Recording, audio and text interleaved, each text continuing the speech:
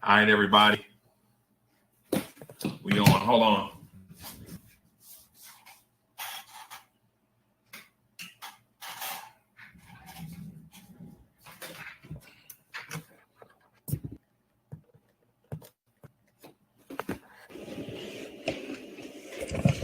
All right.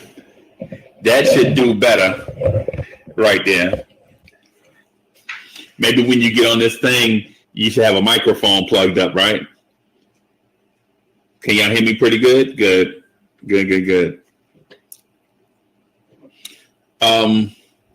Shout out to Knicks Twitter. You know, I like to do that before we really get in depth. Shout out to Byron, to Buds, to Oop, to Charles B, Ian Chisholm, Mike, State of New York Knicks. What up, State?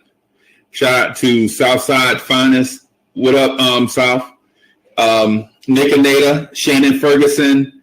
Shout out to Rick War, Woodshed, Robert Currents, Tramel Bracy, E. Starlin E, Coach Fa, Alex B, Max Jr., your boy Miggs.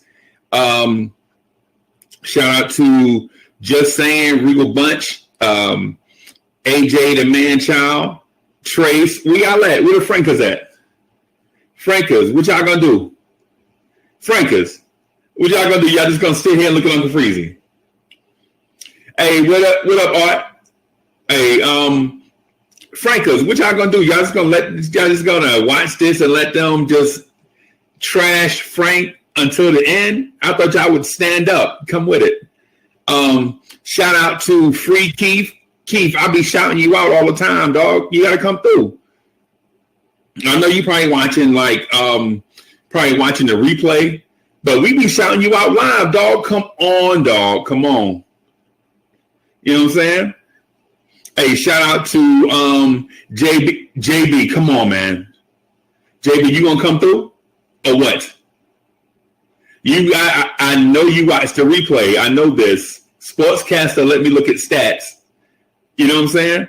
Come through, man. Shout out to Thomas Mallory, Shamik 7, SSB guy, Mark D, BK, Julio, Mike Nieve. What up, Mike? Shout out to Don. So the handle is Diehard New York Knicks Fanatics, but everybody know that's Don P. And no, he ain't named after. No, he ain't named after the champagne. I'm talking about the troublemaker, the one who fight for both sides, the one he started to fight. He don't care about the argument. He just want to fight. You know what I'm saying? That's Don P. He go on one side and like throw a rock, and then go on the other side and be like, "Yo, Uncle Freezie, they throwing shit at us." You know what I'm saying? He just like to fight. That's all. Shout out to Rob Magic, Steven, Michael McDonald, Ed Taylor, Jarrell Excel. If I say one more thing about Jarrell and this music, man, Jarrell, share your stuff, man. Stop being so selfish. Stop being like Dr. Dre, man. Put your stuff out so people can hear it. You know what I'm saying? We ain't gonna judge you. We know you. Shout out to I think this may be somebody new. Standby means get ready. NYC to Cincy and Al321 GGX. Also, shout out to Ed Memphis. Shout out to my main man Sam Russell. Guillermo from At Legion of Knicks podcast. Shout out to Isaiah B. Shout out to the Triborough Gigolo. Shout out to Red. Shout out to it's so many people I be wanting to shout out, man. Let me see. Shout out to Marquise Walker. Yeah, man. It's a whole list of people. I need to shout y'all out, man, early and often, just so that y'all know, like, the stuff that y'all be doing ain't going unnoticed. because I know y'all out there grinding. Shout out to CK2K for dissing me to my face in one of his videos. I'm telling you, when I learn Premiere Pro, it's on. That's all I'm saying. I got Premiere Pro right now. When I learn it, when I get good at it, it's on. That's all I'm saying. And CK2K is my man. He was I think we did some fantasy sports stuff a couple of times, and had like, you know, some good conversations, you know, about you know, a few things. He's a really, really good dude. You know, when you're not here or checking out Uncle Freezie stuff, go check out his stuff, man. My man is super tight with the presentation on his stuff, and he is a diehard Knicks fan too. So I wanted to jump on. I had a random thought that I wanted to talk about just before we get started with everything. I think a couple of people want to come through and share some stuff, but I want to get something off my chest, kind of in the vein of how I started last night about, you know, how we should look at John Starks differently. I talked about that last night some. So Eddie Van Halen died the other day, right? And it kind of struck me because of two things. So for one, my man was 65, right? And so while I'm not 65, it's not that far away from me. You know what I'm saying? It's like, damn, dude died at 65. There was a time when you thought 65 was old. There was a time when you thought 65 was old, and then the closer you get to it, you like, hey man, 65 ain't really that old. You know what I mean? You like, hold on, my puppy in there whining about something. Hey, Junior, can you put him outside? Yeah, man. The dog got cutting up for no reason in the middle of the night. Anyway, that's the life of a pet owner. Anybody out there that's pet owners, y'all know what I'm going through, the struggle with the dog. I think he's going through the next stage of his life just like me. But anyway, so Van Halen passes away, and it kind of sobers me in like this moment, right? Like you can remember like Van Halen songs, and when he did the collabos with Michael Jackson, I think he played the guitar for Beat It. I think that's the song, the one where it was like the gang fight or whatever, everybody dancing in a circle or whatever. I think that's him on the guitar. For those that appreciate music, I brought that up because it made me realize that that music is probably just as important to our lifestyle as sports. I thought sports would be dominant, you know, because I remember Cleon Jones catching the last out of the World Series and the Mets winning the World Series. And, 1969 was like that joint where you couldn't do nothing wrong in New York. It's like, it's crazy. Like the Jets win the Super Bowl, the Mets win the World Series. The Knicks are very good. They wound up winning the championship in that 69-70 year. Whole bunch of good stuff going on, right? So anyways, I think about this verse, and I think I put it out on Twitter already. So there was a song back in the day. It was like when I first heard it, I knew that I was going to love that song forever. And it's like one of those deals where you experience something and you know that moment in time is something that you're going to remember always. You know what I mean? Like the first time you saw your friend cousin from down south, you know what I'm saying? And you're like, damn, that girl bad. You're like 10 years old. Y'all the same age. You know what I'm saying? And you like, yo, what up, buds? Yeah, it was like the first time you saw your friend from across the street, you saw their cousin. Remember the friend from across the street? Y'all be like, you want to like her and she don't like you at all. You know what I'm saying? Because you always dirty, because you always be out playing sports and you all rough and tough. She like, ew, boy, you dirty. You know what I'm saying? And y'all be like that for years. But then her cousin came up to Jersey from down south. And you're like, damn, she our age, she thick. Claude have mercy. Good Lord, girl. You know what I'm saying? You like, hey, you talking to your friend from across the street, like, hey, what's your cousin name? And she like, ew, she don't like you, boy. You know what I'm saying? Y'all remember that? I mean, maybe y'all corporate. I mean, I know the Brooklyn crowd in here is gonna be like, no, that never happened to us. You know what I mean? You know what I mean, son?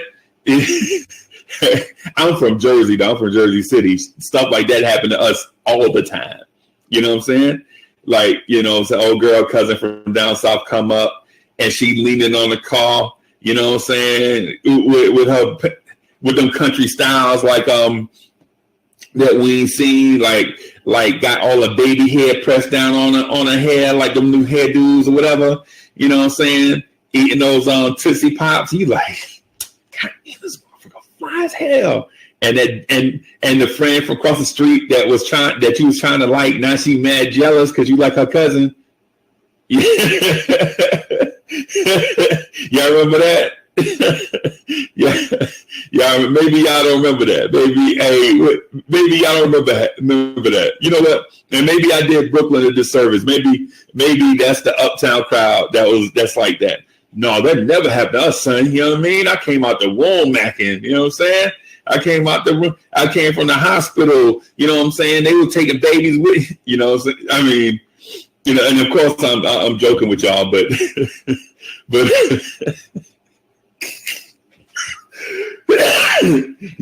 y'all got me cracking myself up. But anyway,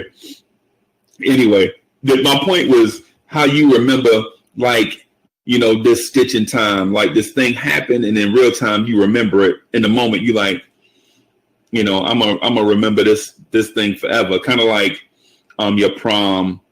You know what I'm saying? Like when you get ready to go to your prom and pops rent you like the dope whip. You know what I'm saying? You used to driving the hoopty, but this time going to the prom, you driving something clean with only like 2,000 miles on it. You know what I'm saying? Stuff like that. You kind of remember. And the reason why I bring that up is because the first time I heard this verse, I knew that it was going to be with me forever. And it starts, a child is born with no state of mind, blind to the ways of mankind. And so the first time I heard it, I was like, yo, this dude didn't say a hip, hop, the hip into the hip, the hip, the hop. The dude said, because that was the style at that time. Dudes was rapping, but they was like party rockers. Like dudes really wanted to rock the party. All they wanted to do was rock the microphone. You know what I'm saying? MC it, get the crowd going, call and response or whatever. This dude was like, a child is born with no state of mind, blind to the ways of mankind. So the first time I was like, yo, this dude is like a poet. So I heard some stuff from Grandmaster Caz. Like Grandmaster Caz is the Langston Hughes of hip hop. Like people don't remember Langston Hughes, and some people don't even remember Grandmaster Caz. But the way they used the pen was so eloquent that when you heard what they were saying, you were like, you know what? This right here is for real. So anyway, that's just one of those things that kind of struck me today when I heard about Van Halen. It was one of them deals where you realize that these cats that innovated when you were younger are no longer going to be around. And you kind of hate it because you hate for them to be forgotten by history. So Before I get really deep into what I wanted to talk about today, is there something that you guys wanted to talk about specifically? Anybody got a certain topic that they want to talk about? Something that deserves some attention?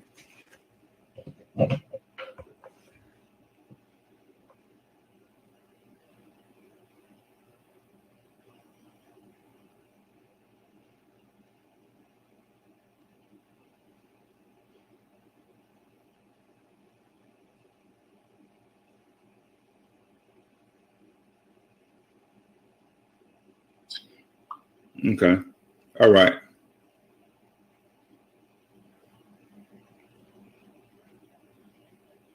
All right.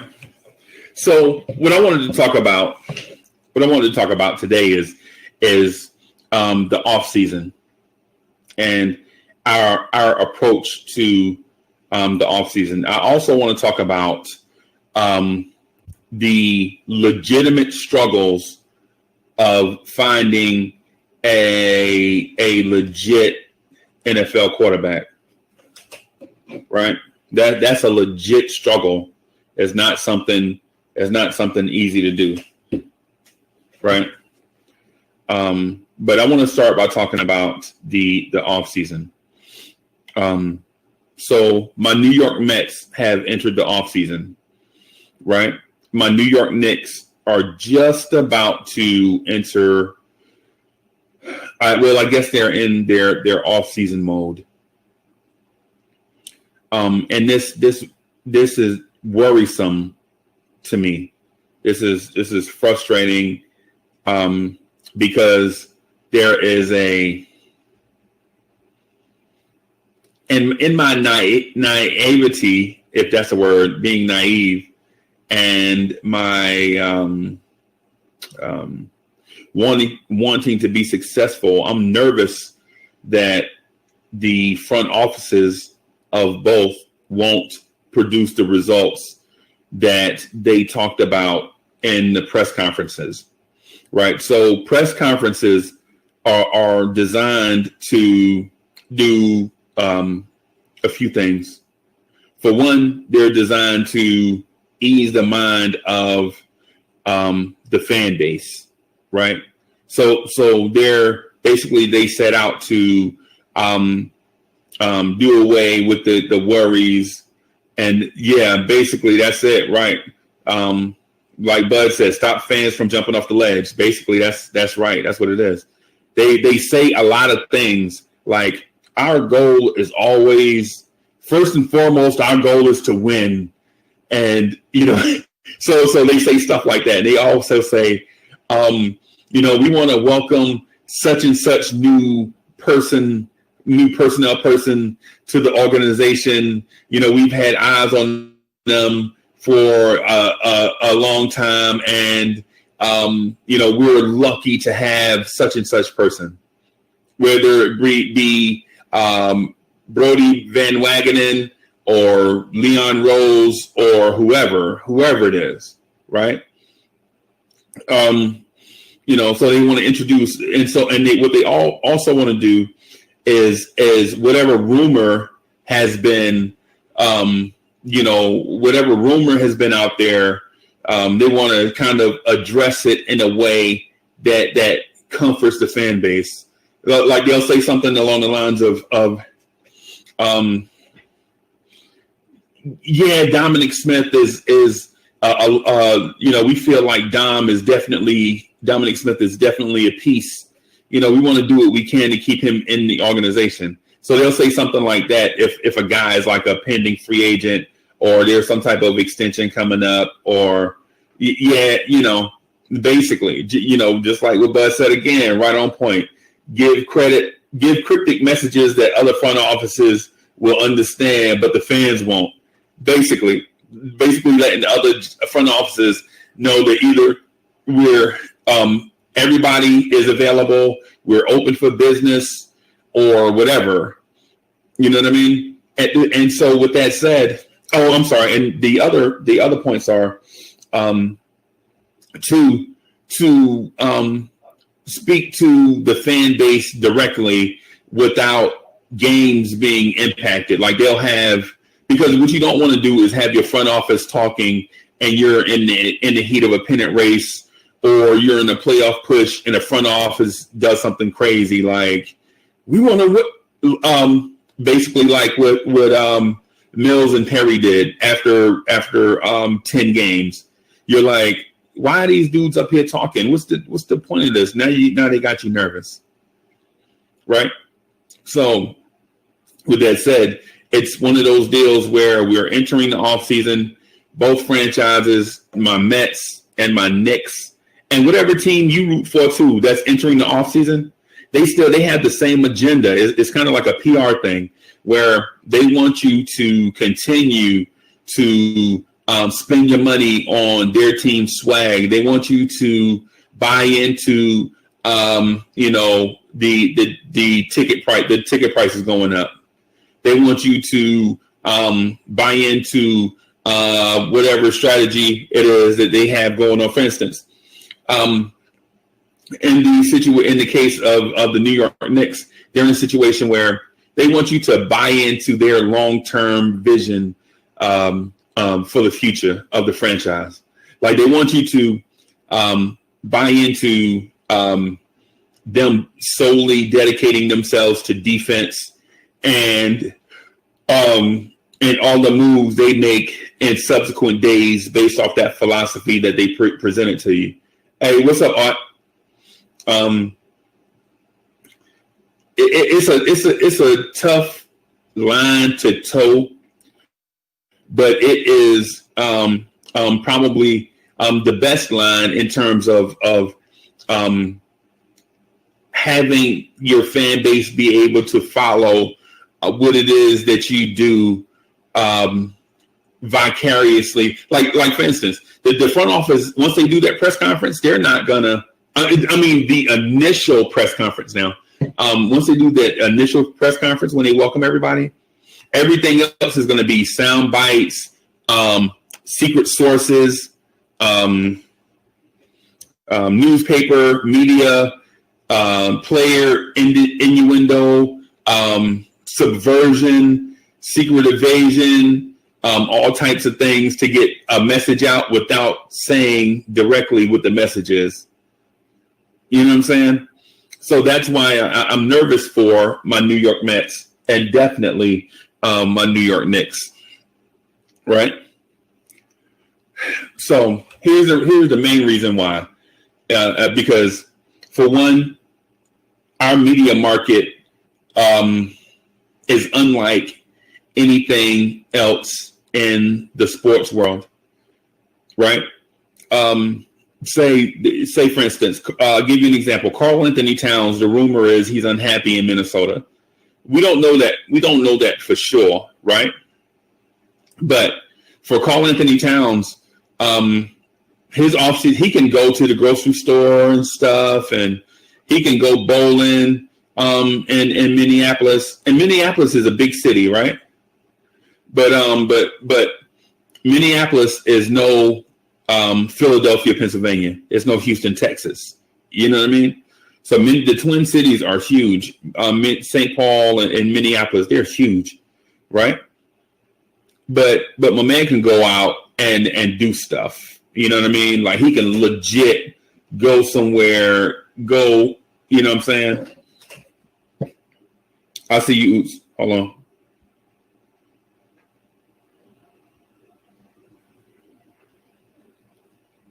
So my man can legit go out and be a part of the public without having his lifestyle impinged on, whatever word you want to use. I think both of them fit, right? What up, Art? Yo. Hey, can you hear me pretty good? Yeah, you're good. Yeah, okay. Good too. All right, so I'm gonna finish my point about Karl Anthony Towns real quick, and then we can get to it. So. And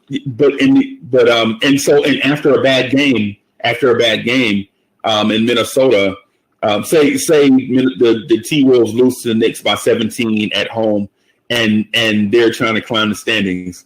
Well, those 10 media members in Minnesota are going to ask some really pressing questions like, how do you feel about the game strategy tonight? And Cat would be like, well, we got down early and we couldn't get back into the game. And then the visiting crowd, the Knicks, the 2 or 3 guys, or however many, it may be 10 of them from the Knicks will be, asking questions like, did you feel like you need another star? Did you feel like your coach is any good? Did you feel like the owner is spending enough money, resources in order to make y'all better? And the visiting in the home media be like, man, these dudes are jerks.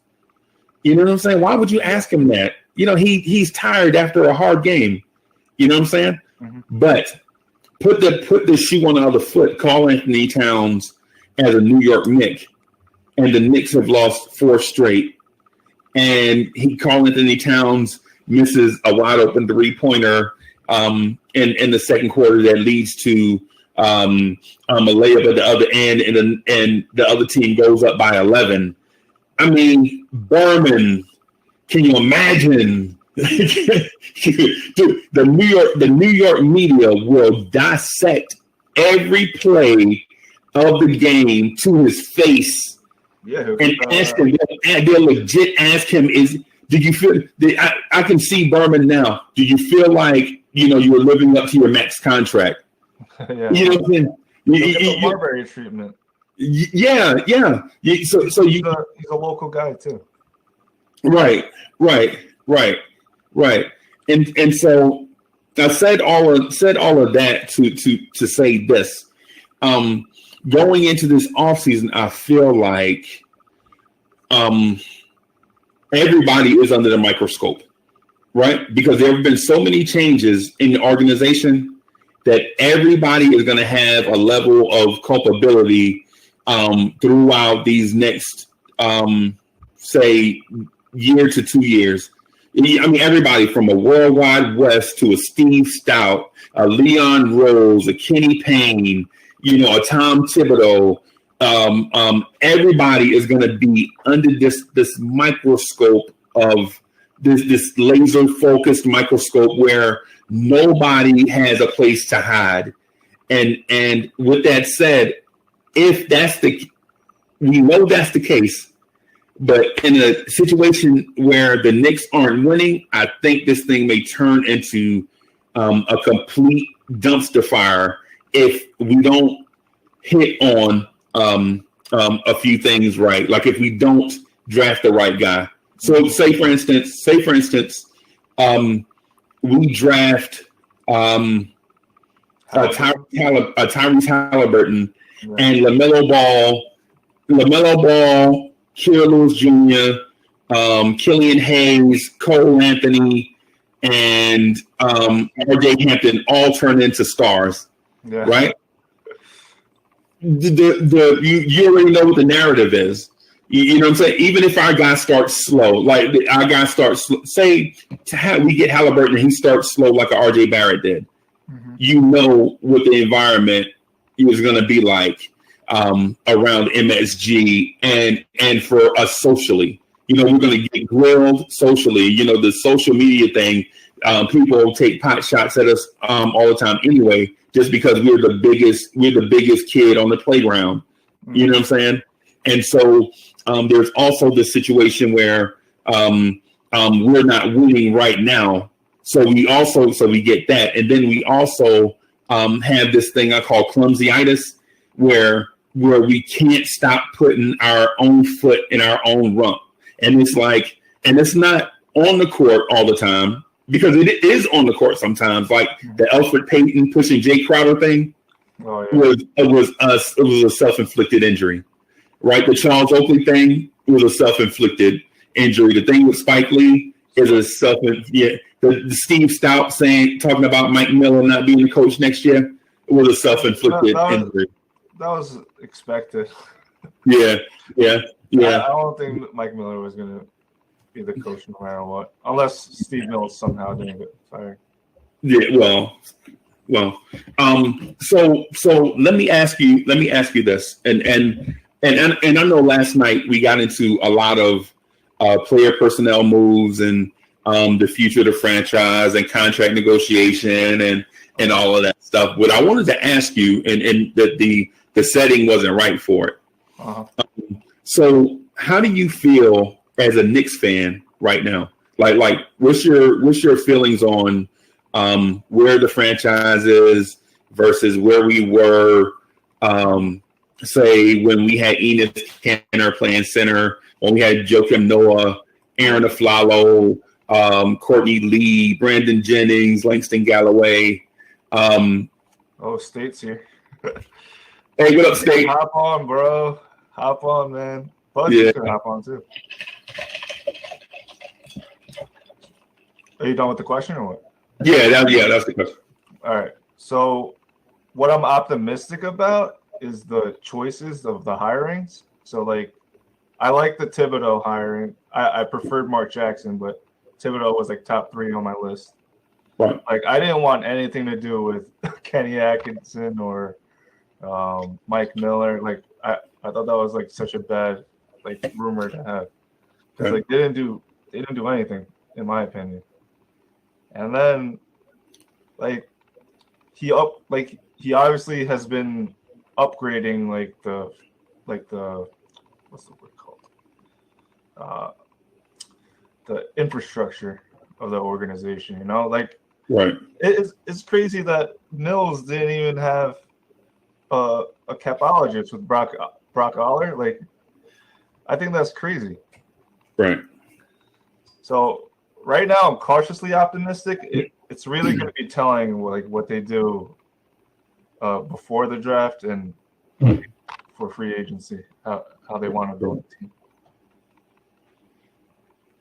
Hey, let me address something real quick. So I saw in the chat somebody asked me a question about who I had more faith in organizationally, the Mets or the Knicks. Let me let my man Oots finish, and then maybe we'll answer that say in a couple seconds.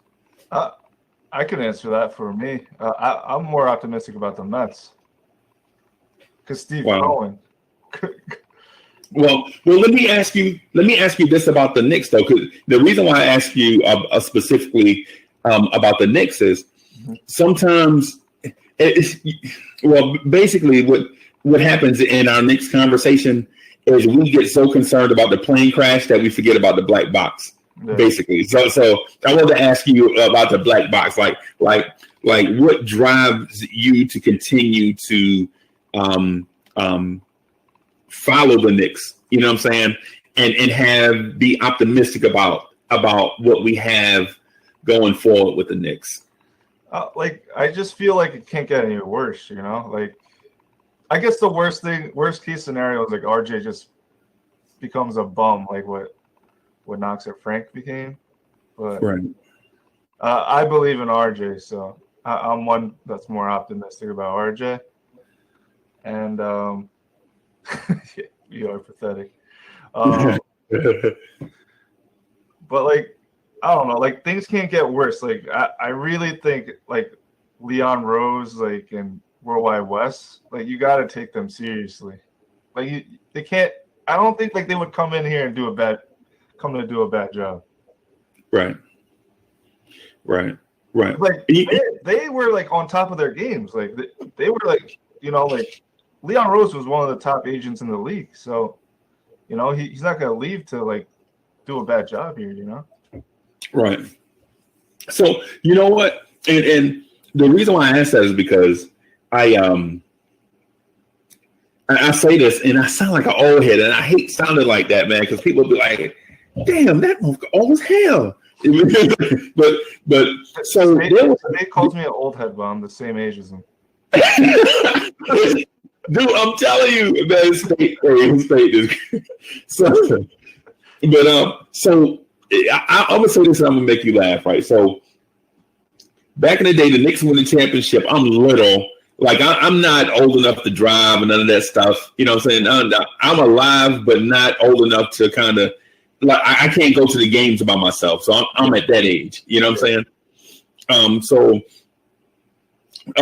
After they win championships, you were alive for both, or you were alive for one? Yeah, for both. Okay. Yeah. So, but so the thing is, so we moving along. You know how your team wins a championship, and then you know what I'm saying you make the playoffs the next year and you lose. and you have this sense like, oh man, such and such was hurt. We'll be back. Yeah. You know what I'm saying? You know what I mean? That's what I did with the Giants, man. When what was it 2008? Yeah. Coach shot his leg. Yeah. I swear we were gonna win that year. We were gonna win that year.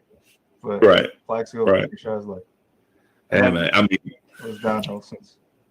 But you know what though? In the moment though, you're like, oh man, you know, y'all were probably thinking like, well, Plax is maybe we'll get Braylon Edwards. Braylon Edwards is the same type of player. We get Braylon and then we'll be straight. I mean, and I'm talking in the moment now. In the moment, you know what I'm saying? Later on, we figured out Braylon Edwards was not that guy. But anyway, so it's like 77. The Knicks are trash, right? So I'm like, oh my god, what are we gonna do? Anyway, wasn't Willis Reed the coach? I can't remember, man. He may have been. I remember reading Frazier's book and because Willis Reed became the coach after Red Holzman, I think. Yeah, and then, yeah. It was awkward between him and Reed, so they traded Frazier to the Cavs or something. Yep, I remember that. I cried at school. Yeah, I remember. The Knicks haven't been the same. Yeah, I for a while until Patrick Ewing came back. Yeah. So in between that time, what happened is, so we get a high draft pick, right? And so we draft this dude named Bill Cartwright. Yeah. Right. So I'm like, damn, that's all we needed was a big man. You know what I'm saying? Yeah. So we draft Bill Cartwright, and I'm like, we back. We are back, baby. You know what I'm saying? We got Bill Cartwright. And so over the years, the guys that were on the team were slowing down and not being as productive, like your Bill Bradleys, you know what I'm saying? Your Windmill Phils, all these guys started slowing down, or Clyde Frazier gets traded. Eventually, Pearl Washington retires.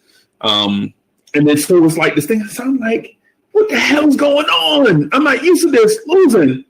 You know what I'm saying? And so it continues and continues and continues and continues and continues.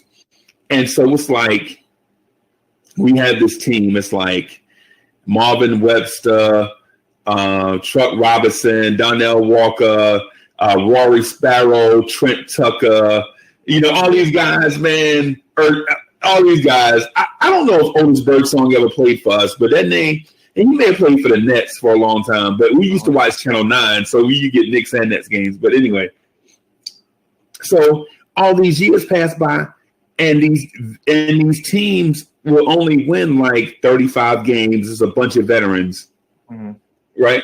So we have the magic year of '83, where Bernard King comes in, scores a gazillion points, don't play no defense. You know what I'm saying? A bad leader. You know what I'm saying? Everything. Like now we romanticize the Bernard King years. Like, oh my God, he was the greatest scorer. It was amazing. Like with me, I used to watch dude not play D, us lose by 7, but this motherfucker had 45 points. You know what I'm saying? So anyway, we finally get to a point where we hit rock bottom. Everybody knows it's rock bottom. Even the little bit of sunlight that we had, came crashing down when Bernard King tore up his knee, right? So the whole next year, the team was terrible. And we get the number 1 pick in the draft, right? Yep. And New York basketball is back. You know what I mean? Yeah. So that's the only thing David Stern did well for us. Right. He screwed us over every time after that. Right. At the time, people don't remember, at the time, New York was carrying the NBA financially. Right. You know what I'm saying? Because at the time, people talk about the Showtime Lakers, but I'm here to tell you, the seats down on the floor were full with stars. The seats up in the ceilings were empty. You know what I'm saying? But you don't know that by watching TV, because you see Diane Cannon and Jack Nicklaus at the Lakers game. Right. You know what I mean?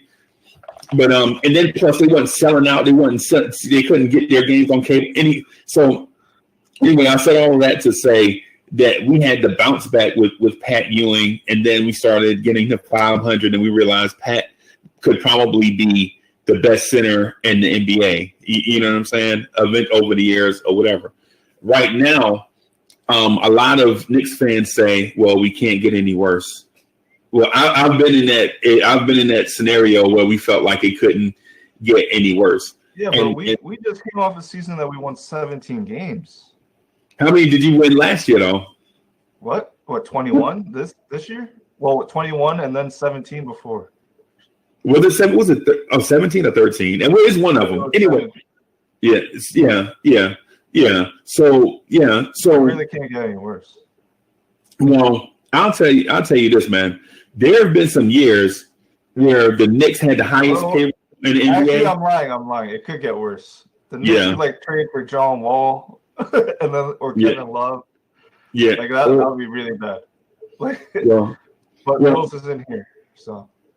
Oh, well, yeah, that's true. That's very, very true. So you're opposed to a John Wall trade? Yeah, definitely. Okay.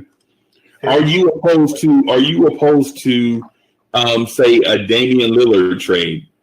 No, not opposed. He's a star, man. Well, he's one of your losing players list. He's on your losing players list. Yes. Oh wow! All right, here's John Wall's contract. He gets paid about averaging, I guess, $43 million until 2023.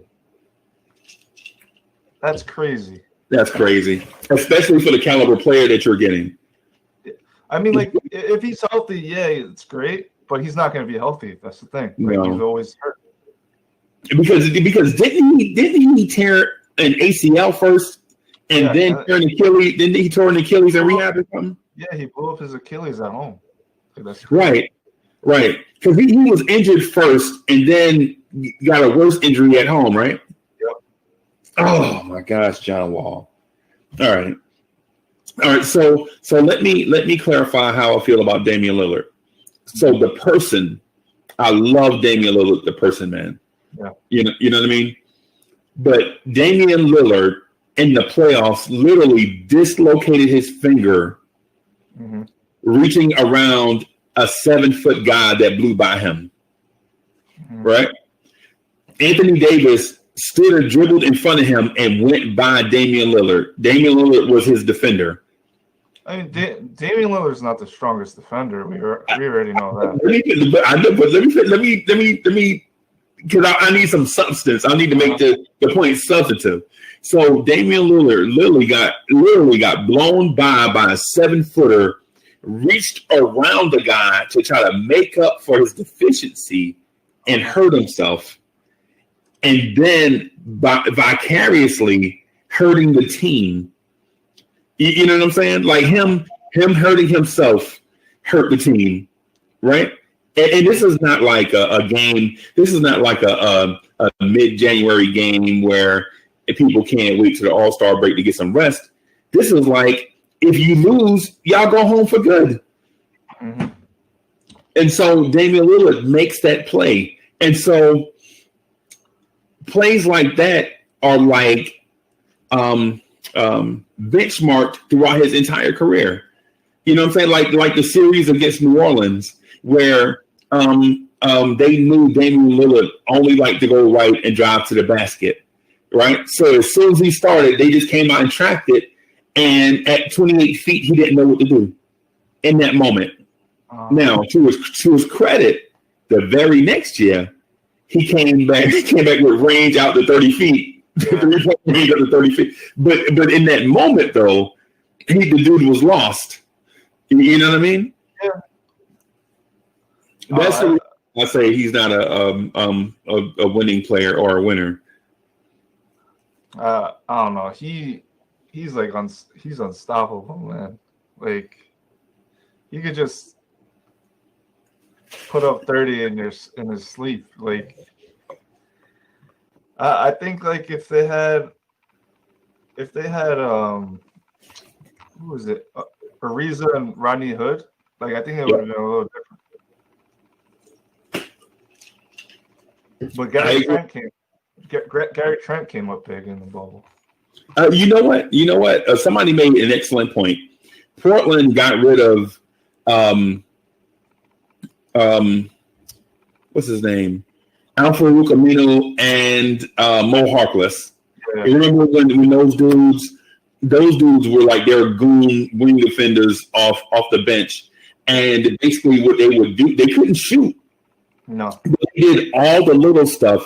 You know, they dove for loose balls and kept the possession.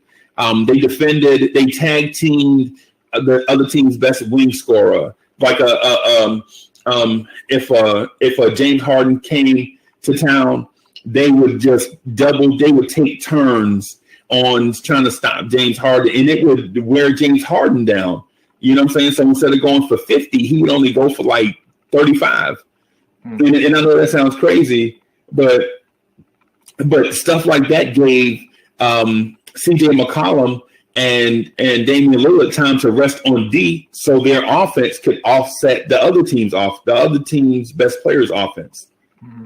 So, I mean, you know, I think they overestimated the value of Damian Lillard and CJ McCollum, and then when they plugged in Zach Collins and Carmelo Anthony to do the same, they didn't get the same results. You see this trade proposal by Buds? Yeah, I see it.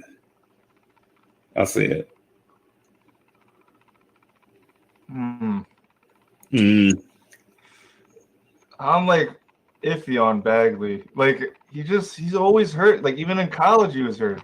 Yeah. Like he has a lot of potential, but still, like he's always hurt.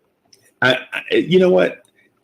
So here's my thing, and I know this again. I touched on this some last night, so I don't want to sound like a broken record for those that saw both episodes last night. But to the new viewers, I just want to say I don't believe bigs are the way to go in the new era of NBA basketball. I agree. I think you need to have a point guard, three and D wings, and a big that can protect the rim and catch lobs. That's switchable. You know, so that's the reason why I'm high on Mitchell Robinson, because he can block shots, protect the rim, switch on D. That's actually why I'm kind of low on Mitchell Robinson. You know why? Because you could get like a JaVale McGee or Dwight Howard for like half the price. But no, you can't. Mitchell Robinson. Okay, so Mitchell Robinson is $1.5 million. You can't get JaVale McGee for $750. No. Like what I'm saying, like when Mitchell Robinson's up for extension, like, do you really want to pay him more than 15? Okay. Like, I think you're talking about future. You're talking about future Mitch. Okay, I'm talking about like Mitch right now. Okay. No, right now he's on a steal of a deal. Right. We definitely need 2 point guards in the offseason. Right, and so the trade as constructed, I'm not a fan of Buddy Hield. I mean, I like what he brings to a team, but I think you can get Buddy Hield at number 8 when you draft Aaron Nesmith. I think it's the same player. Nah, Buddy Hield, like his handles is nice. Like he could drive to the basket, and then like his 3-pointer off the dribble is pretty elite. Yeah, no, he may be the best player in the NBA at that dribble pull up 3. I'm talking about in traffic. I'm not talking about coming across the timeline like Steph Curry. I'm talking about catching it in the half court and then creating that 3 off the dribble. He may be the best in the league. Elite shooter. Very elite. I think Aaron Nesmith is slept on, because when you look at how many times this dude gets to the foul line, the dude gets to the free throw line 4.5 times a game, and you don't get to the free throw line that much by shooting threes. Dude actually takes it to the basket. Now, what he does, he is not going to give you Kira Lewis speed getting to the basket, but no way. He's good. In a situation, he can beat his man and get to the basket, and he's 6'6", 215, so he's not a little dude either. He reminds me of a very, very, very young Allen Houston, very young, like Allen Houston from Tennessee reminds me of Aaron Nesmith from Vanderbilt. Now, will he become Allen Houston? You know, the Knicks will he become the 1999 version of Allen Houston? Nobody can predict that. But you know, can he develop into a really good player? I think so.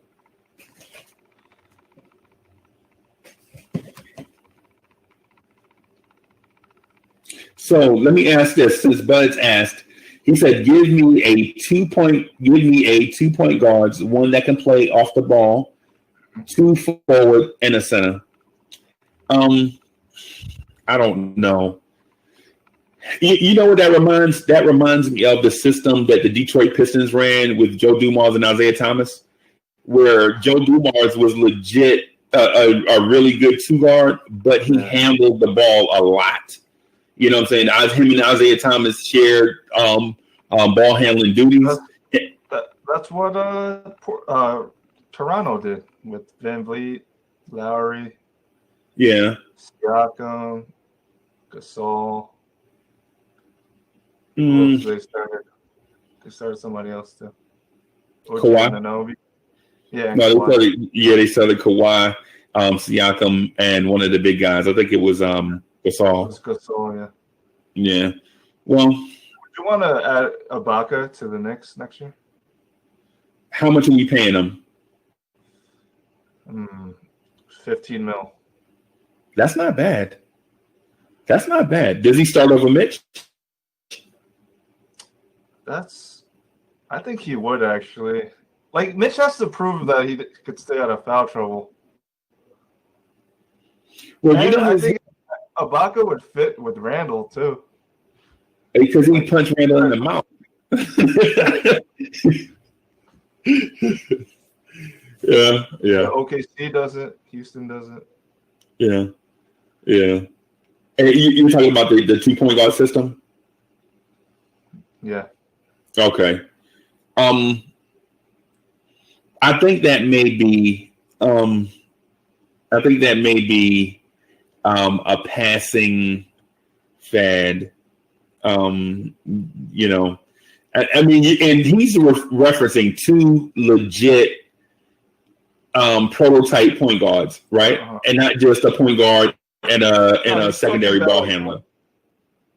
No, he's talking about like a point guard that could play off ball. So, like, say Jamal Murray. He's a really good off ball point guard. Or say if Minnesota drafts LaMelo Ball, so they'll have D'Lo and LaMelo, and either could play off ball while the other ran the offense. Mm-hmm. Yeah, D'Lo could definitely play off ball. Right. Yeah. I mean, I mentioned that.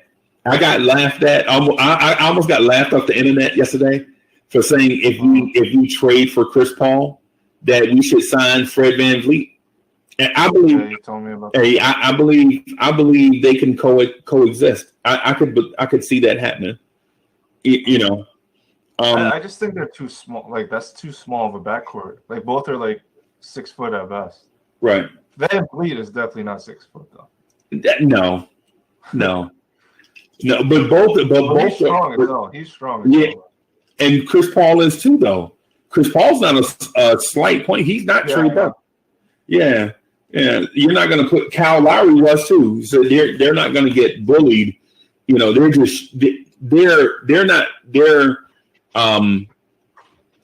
short. They're not small. How about that? You know what I'm saying? They're short for the position, but they're not really small guys. Because Kyle Lowry, I think, is like 200-something pounds. I think Chris Paul is also. Kyle Lowry is strong. Yeah. He's a beast. Yeah. I'm looking back at the Knicks picks after Patrick Ewing. They really didn't do him any favors. Right. Like, I wasn't even born yet. So Kenny Walker was a year after, 86. Yep. Like, you were probably old enough to follow the draft. Like, was there anybody like the Knicks should have picked that you thought they should have went instead of Kenny Walker?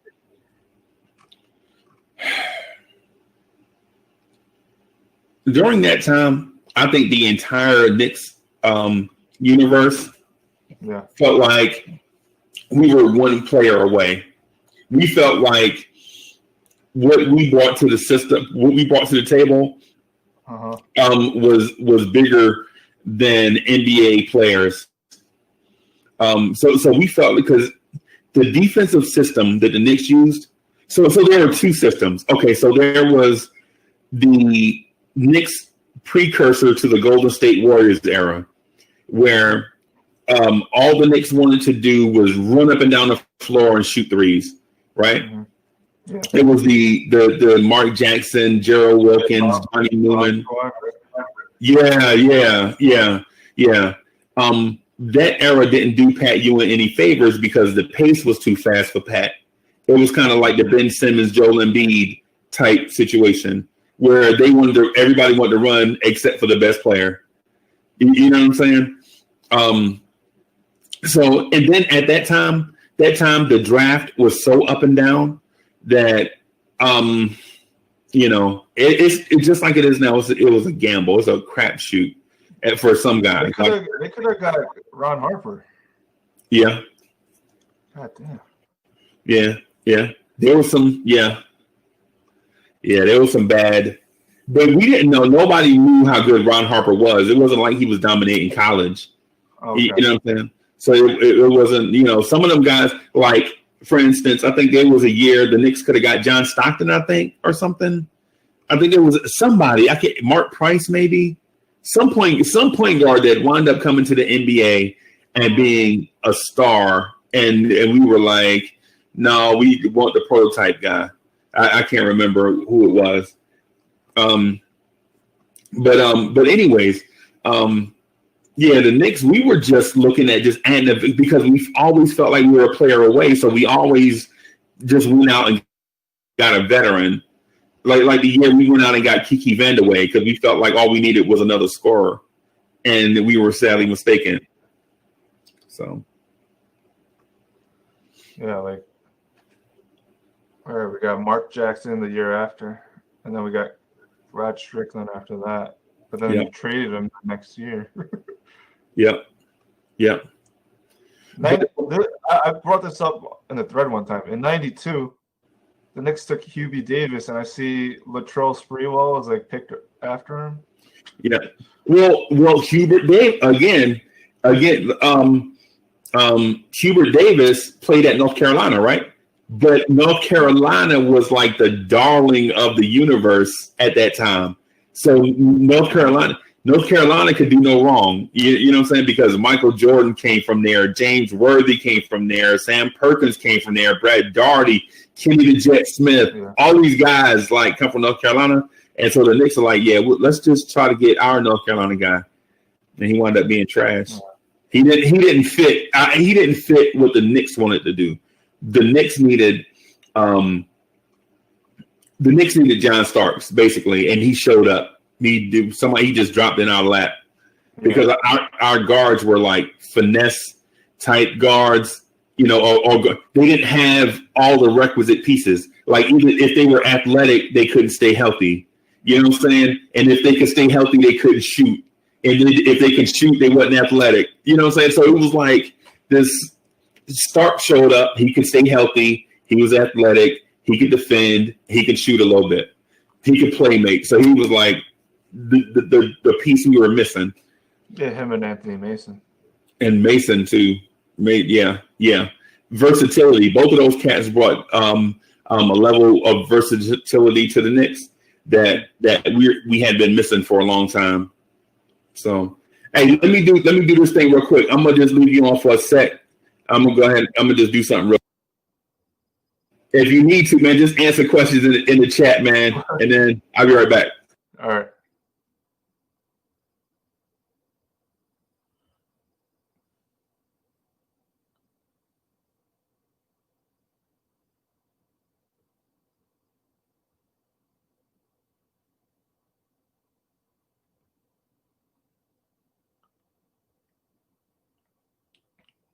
Damn.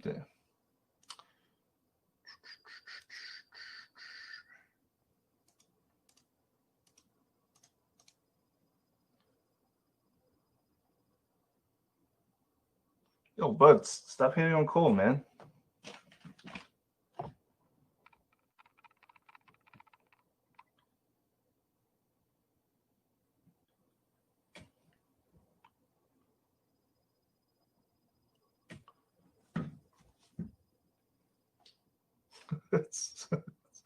Why do they hate Cole, man?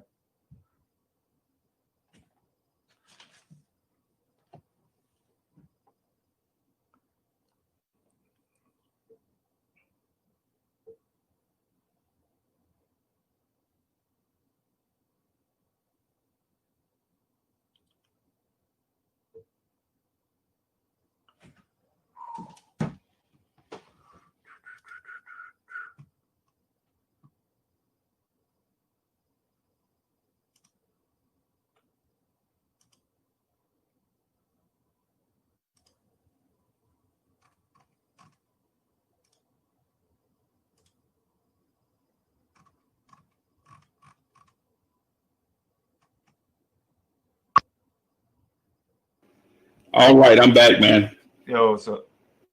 Yeah, man. I had to... Hey, so Buds, why all your homies hate Cole Anthony? That's crazy.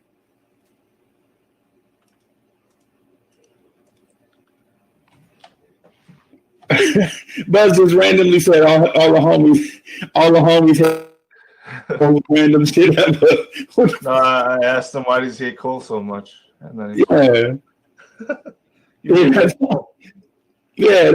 random as hell. Like I come back in from the restroom, man, and my man is like, "Yo, all the homies hate Cole Anthony."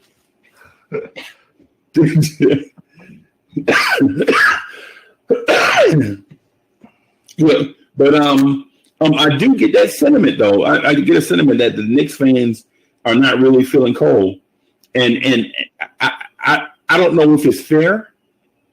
I don't think it's fair because they start comparing him to DSJ. Yeah, I heard they don't play the same at all. Yeah, well, I mean, I don't know, man. I don't know. I think every player is going to play the position differently. You generally don't have guys playing the position the same way. You know what I mean? Even if you have a Dame Lillard, Steph Curry, Trae Young approach, they still play it. Even though they shoot 30-foot threes or shoot or attempt 30-foot 3-pointers, they still play the position differently. Like Steph likes to probe side to side, and he is one that, he runs around a lot too.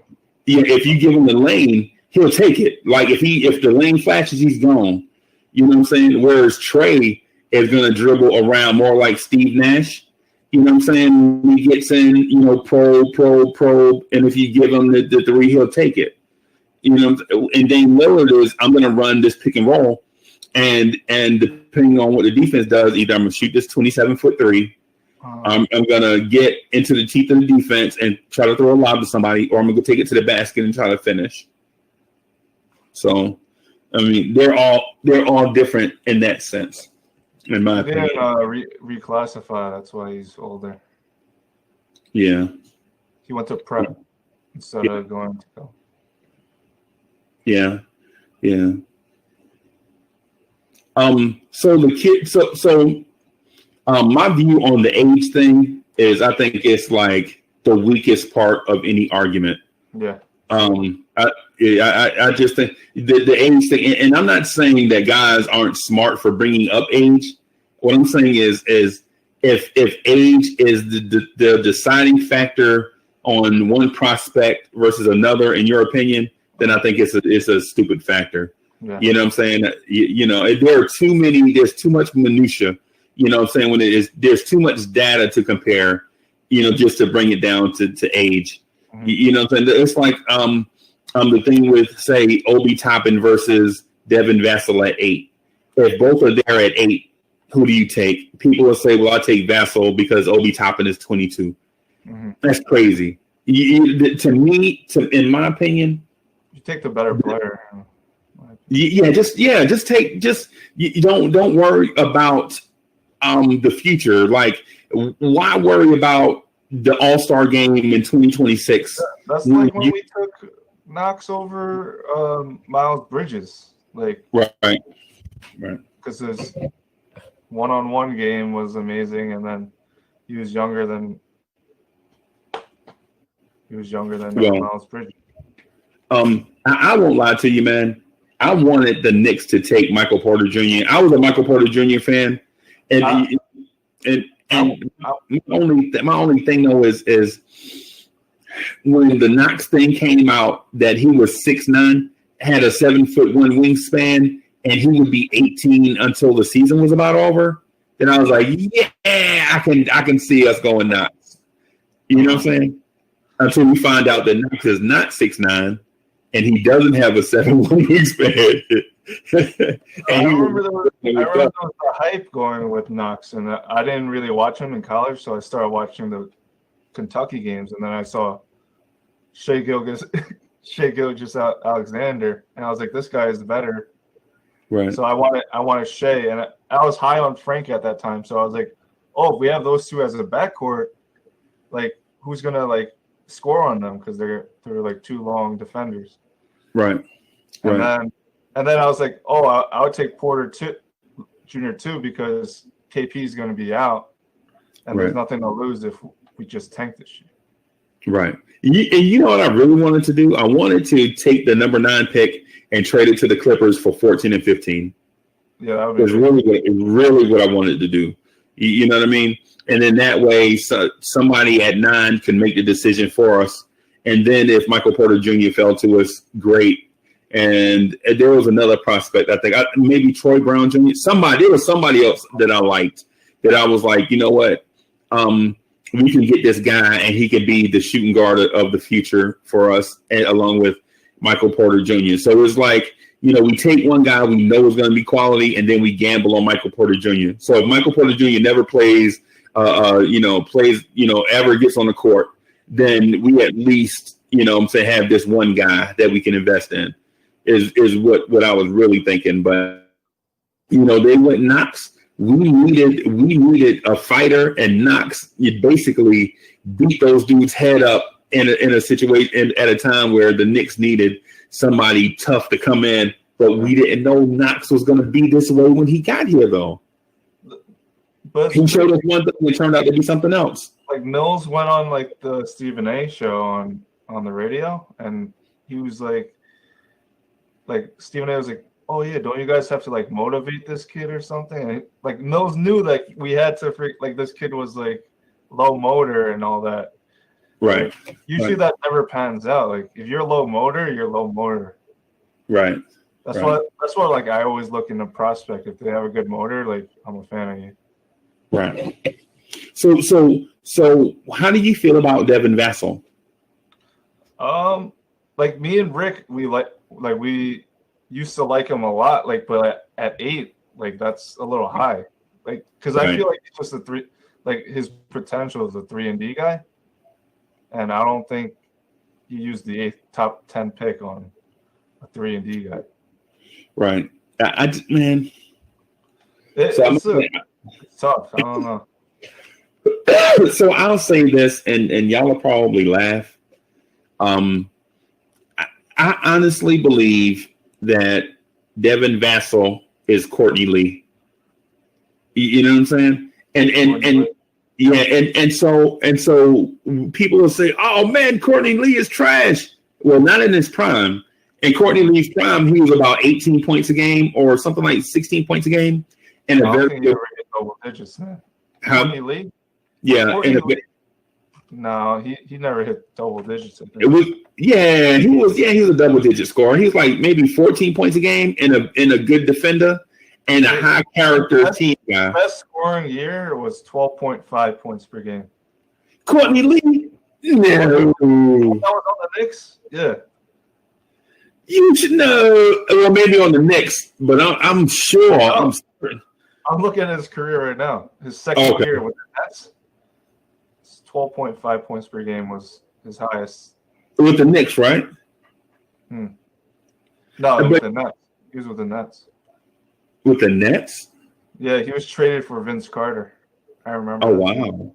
Wow. Well, you know what? If that's the case, maybe a better version of Courtney Lee. Then I think Devin Vassell is probably 15 in his. I'm talking about at his peak, 15 points a game, and a very good defender. But I don't see of all the great. Think about it. Of all the guys that had the great defensive reputation coming out of college the last 3 years, which one of those guys have become a great defender in the NBA?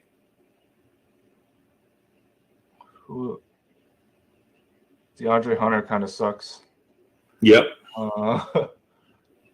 Yeah. Jackson Hayes doesn't even play. Yeah. No, Frank's not good. Yeah.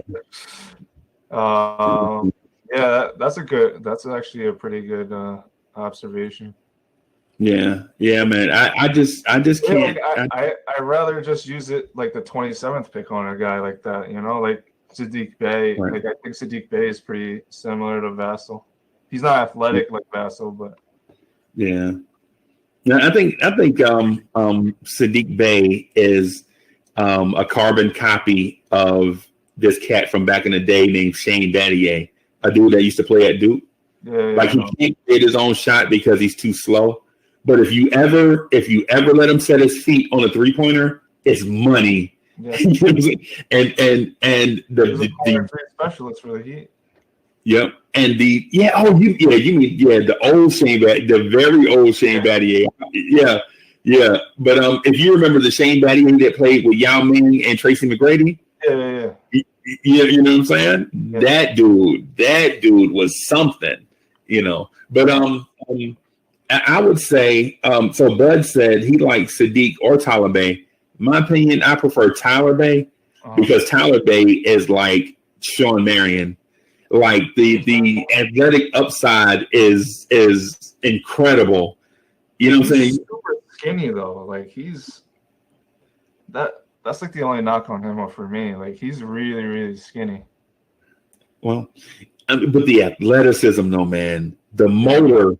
Because you either get a lot of times you either get a superb athlete with a hit or miss motor, or you get a dude with a high motor and he's not always the most athletic. Mm-hmm. But in this case, when you get a guy that can do both and he can shoot the three, you're like, oh my God. You're like, why is this dude not a lottery pick? But it's because his offensive his handles are limited. Wow. You know what I mean? He's not a great free throw shooter. At least last I checked, he wasn't. I mean, I just would like his energy off the bench. Like, I don't know if he'll be a starter for us anytime soon. But man, the little things like the stuff that you see Pascal Siakam do. You know what I'm saying? Just like from out of nowhere, get the putback for the 2 points when you desperately need it. You're like, dang, he just jumped over the crowd to get that putback. You know what I'm saying? Just the little stuff, man. Did you get to watch Zeke Naji? Yeah, I like Zeke Naji. I like Zeke Naji, man. Yeah, I like him a lot. Yeah, I was watching a St. John's game and they were playing Arizona, and he caught my attention. Yeah, Zeke. I really, really like. I like Zeke him and Isaiah Stewart for 27.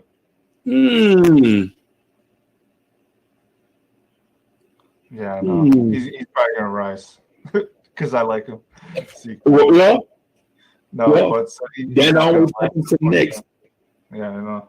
You know what'll happen? His ass will go somewhere like Portland. You know what I'm saying? Where all they need is an energetic big man, like a backup guy, and he'll wind up being an all-star before you know it. You know what I mean? So let me ask you this: why not just take 8, 27, and 38, give it to Denver for Michael Porter Jr.? Because I don't think the Nuggets would do that. You don't think so? No. You're giving them 3 draft picks.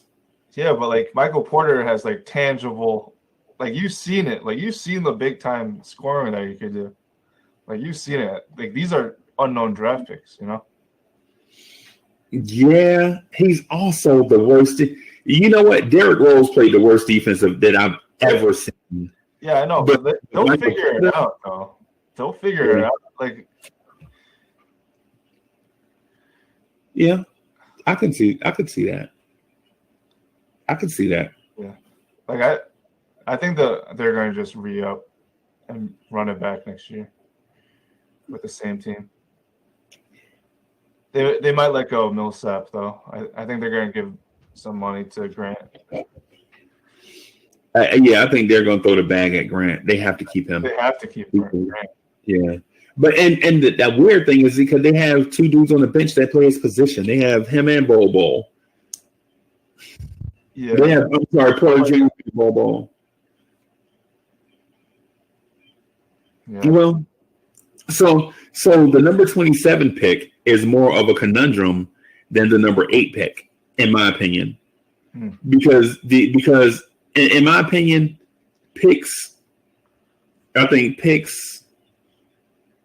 10 through 40 are all the same guy. I don't get people, and people are going to be like, man, Uncle Freezie, you crazy. But I mean, I can look at it. You know what I mean? It's like I like a lot of players that like 27 could potentially get. Like I like Jamias Ramsey. I like dude. He shot 38% from three with a broken wrist. Did you know that? With a broken wrist? I didn't know that.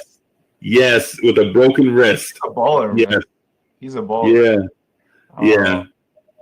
Well, so like I even like that Duke kid. I like both of them actually. Trey Jones.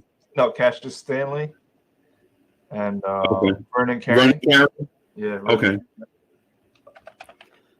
Wow. There's going to be some good players, I think, at the end of the first. So yesterday I posed a trade to y'all, and y'all laughed me off the internet. I crashed at the same time y'all were bashing me. But I proposed the number 8 pick to Boston for 30. 14 and 30. 14, 26, and 30. 14, 26, and 30. Yep. And the reason being is why Boston takes this, right? Is at 8, if Onyeka Okongwu is still on the board, Boston has to take that deal because he solves everything that they were exposed about against the Heat. You know what I'm saying? I would be so mad if they got Onyeka Okongwu, man. I'm such a big fan of him. I was even a big fan of Jason Tatum before high school. Right. Like, I don't know if I still have it on my phone. I have a photo saying like, oh, I would have the Knicks tank one more year to get this kid. And Jason Tatum, right? Yeah, right. Jason Tatum. But you know what? So I'm gonna get back to this question. I just want to tell you to just say something funny to the sports universe, right? So this year, this 2015 year, right? The Knicks are terrible, and we keep winning these dumbass close games, right? Yep. I mean, we one year. I forget who the NBA champ was. It may be the Spurs or the Heat or somebody, and I believe we beat them late in the season when we only had like 18 wins. It was like some weird ass. Bizarro situation. We went on a 3-game winning streak, I think. I think Tim Hardaway and Langston Galloway went off. Yeah, right. And we were like basically needing a tank to get the number 1 pick to get Karl Anthony Towns because we knew he was the best player in the draft. Yep. Right? All right. So we were playing, I think, one team that wears red, white, and blue. I don't know if it's the Wizards or the Detroit Pistons. But so we're losing bad, and the Knicks go on a run, and the Pistons are tanking just as hard as we are, right? Pistons are tanking, trying to move up in the lottery. The Knicks are tanking, they're trying to come in the lottery. And so we're down by 1, right? We're down by 1, and our coach draws up like and it's like a bomb, and the roster is like all the dudes are in the bench from our team in Detroit. It's like all the dudes. Nobody wants to win this game. Legit tanking on purpose. So somebody from our team, it's like 4 seconds left on the clock. So somebody on our team gets an open look and they take it right and they miss. And I'm like, hell yeah, but we're going to get the number 1 pick. And this random cat named Maurice Indoor gets the rebound and puts it back for the win. That was the 76ers. I remember, yeah. Oh, my God. And we wind up having a better record. We wind up having a better record than the Timberwolves, right? Yep. Or the Sixers, one of them. Mo Endor, man. Yeah, I'll never forget. Yeah. I remember he was on the summer league team, and like Knicks fans were like crazy for him, and then he signed with another team. But like, God, fuck that guy, man. Yeah. He legit got the offensive rebound and put it back, and we wound up with Kristaps Porzingis instead of Karl Anthony Towns. If I see that, hey, Maurice Indoor, if I ever see you, I can't threaten you. I can't threaten violence over the internet. But I'll just say thank you for Kristaps Porzingis. I'll just put it that way. And so when I tell people the story, they're like, well, the Knicks were going to take Porzingis anyway. But the point is, whether they take him at 1 or 4, even if they wanted him and they had the number 1 pick, they could still have traded down to 3 or traded down to 4 assets and still took Porzingis. Porzingis was not going to get drafted higher than 4. I mean, the draft lottery played out the way that teams actually felt like the players were ranked. You know what I'm saying? I mean, the Sixers were not taking Porzingis. The Sixers were going to take either Okafor or D'Angelo Russell because we knew the Timberwolves were going to take Karl Anthony Towns. Yep. You know what I'm saying? We knew that. And then so the Lakers take D'Angelo Russell in front of the Sixers, which is like, what just happened? The Lakers need a center because they had Timothy Mozgov's contract, him at center, and they had the kid that plays for the Clippers now. What's the skinny kid that plays? The dude that played over Montrezl Harrell. Zubac? Yeah, they had Zubac. So why would they? You know what I'm saying? I mean, yeah. So I mean, it's crazy. And then they wound up trading Zubac to the Clippers and whatever. Yeah. But anyways, thank you, Maurice Indoor. I appreciate you. Yeah, I know. There's like a lot of times that like the Knicks went on like meaningless winning streaks. Like I remember, I think the year before we got Danilo Gallinari, I think the Knicks went on a 3-game winning streak to finish the year with like Jamal Crawford just went insane. Yep. They tried to say. I love Jamal Crawford though. Yeah, and you know what? And they also went on a win streak to save Mike Wilson's job. Remember the year Mike Wilson was on the hot seat, and they won I think they won like 10 of the last 13 games of the season, and missed the playoffs by like 2 games, and then Mike Wilson wound up getting fired. Yeah, but I think they might have won 3 in a row with the Jeff Hornacek year too. Oh, I remember them beating the Cavs. Like I was like, why are you beating the Cavs? They benched everybody. Yeah, they benched everybody. We beat the Heat. Remember, we beat the Heat with the NBA champs, and we beat them on a Sunday afternoon game. Yeah. Like, what are y'all doing, man? Oh my God, man! I mean, and then this year, like, oh, God. Yeah, winning for Miller's resume, like that's why I did.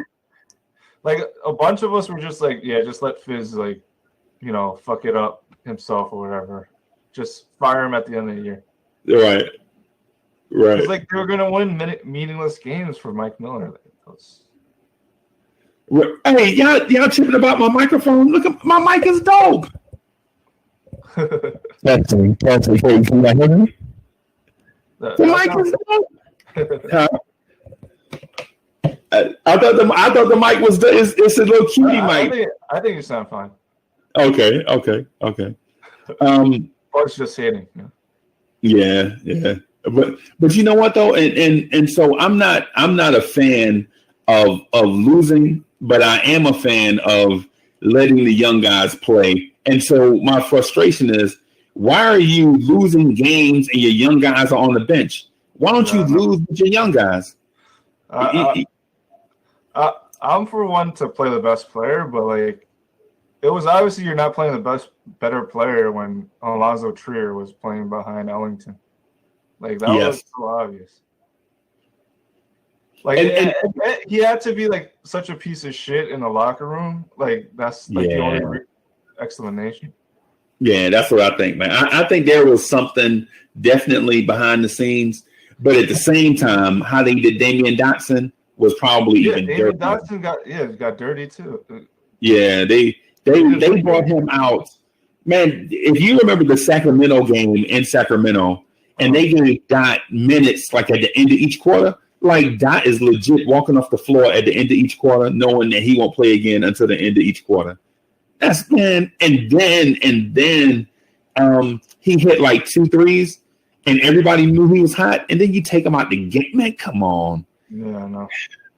I mean, I thought like Dotson like had a pretty like decent year last year. Yeah, he had like 10. You mean when he was the starter? Yeah. Yeah, last year before we drafted RJ Barrett, when he was the starter, I could see. You know what I'm saying? Good. Well, like now I kind of think he's just a third string shooting guard, but right. Like what I like about him is like he hustles when he plays. Like it's not like you never see him like take a break. Like he's always playing hard. And my thing too, and I know Knicks fans hate when I say this, I just don't think Damian Dotson's built to be an NBA player, man. Because there is no other player that you have ever heard of since you've been a fan that carries him around more injuries than Damian Dotson. Either he's returning from an injury, you know what I'm saying, or getting hurt, you know what I'm saying, playing through one, missing games because of. So you're like, man, Dotson, are you built? You know, are you legit built for this, or do you need to change your body type? You know what I'm saying? Do you need to get thinner? Do you need to get bigger? You know what I'm saying? Like he's strong already. He's yeah. Like I've seen him at practices. You know, like he's a big right. Yeah. So he needs to figure something out with his body because he just. He's not coming back though. I don't think they're gonna. I'd love to have him back, man. I'd love to have. He'll be a cheap shooting guard option, but like I don't know. I feel like another team is just gonna offer him money that the Knicks don't want to match. Detroit. Every random guard we have that becomes a free agent, Detroit scoops him up. Yeah, you remember Sorry Murray or whatever his name is? Langston Galloway. Derrick Rose. I mean, Derrick Rose is nice in Detroit, though. Yeah. They're probably trying to get us back for snagging Allen Houston from them. Yeah, I know. That was such a good signing. He's my favorite player. H20 is my favorite player. Oh wow! Because I was really young with the Patrick Ewing era. So like when I was 10, I was like really focused. Like I was 10 when it was the 99 run. So that's when I started really following the Knicks. Wow. Well, excuse that. Wait, but you got the Rona Freezie? No, man. I'm down south. You know, iced tea make you cough. I'm down south, man. You know we drink iced tea down here, man. So, but anyway, I just wanted to continue to talk to you about that 27 pick, man, because you know, in this off season where we have guys going and coming out of the front office, we really don't know what their approach is, because their approach in different. Because it's this, their resume and their body of work says one thing, but they've never collaborated with this group of people before. So you don't know how that's going to morph the way that they think going forward. And then plus the Utah Jazz is a perennial playoff team, so they think and draft a certain way. The Knicks are a perennial lottery team, so the way we think about stuff is a different way. And so you're honestly thinking, do we bring the Utah Jazz's approach to the draft to the Knicks, or do we understand that the Knicks are in a different situation and we may need to draft differently? And so with that said, people will say, well, what's the difference? Well, the Utah Jazz as a playoff team can take chances in the draft on certain players, right? The Knicks as a perennial loser, they can't take a chance because if they gamble, if they swing and miss, then they're set back another year, maybe two, you know what I'm saying, based off of bad decision. And now they have that bad contract, on their books for at least, 4 years. You know what I mean? So it puts us in that situation where it's like, what do we feel like is the direction of the front office? And I understand that Tom Thibodeau says he wants to focus it on defense, dribble drive, penetration, getting easy shots for shooters and such. But that is the most canned answer ever. You know what I'm saying? A sixth grade gym teacher could have said that. Everyone wants that on a basketball team. Right. It's like saying we want guys that can make shots. Well, shit, everybody wants that. Yeah. Oh, yeah, we want to make more threes. Yeah, everybody wants so that's another one of the things that I wanted to kind of get into yesterday. And you know what? I say this. I'll forget about like what we missed because now that we were on Sportscaster, we can get on and talk about whatever it is that we want to talk about on here, even if it's a continuation of other conversations. Yep. The main thing is making sure that we give the audience what they want. Mm-hmm. It's all about y'all. It's all about Buzz right now. He's the only active one right now. Yeah. Hey, and shout out to Buzz, by the way, too. So we got we have 7 guests in the building. Hey, shout out to y'all for coming through and checking out me and Oots from the Knicks Twitter thread.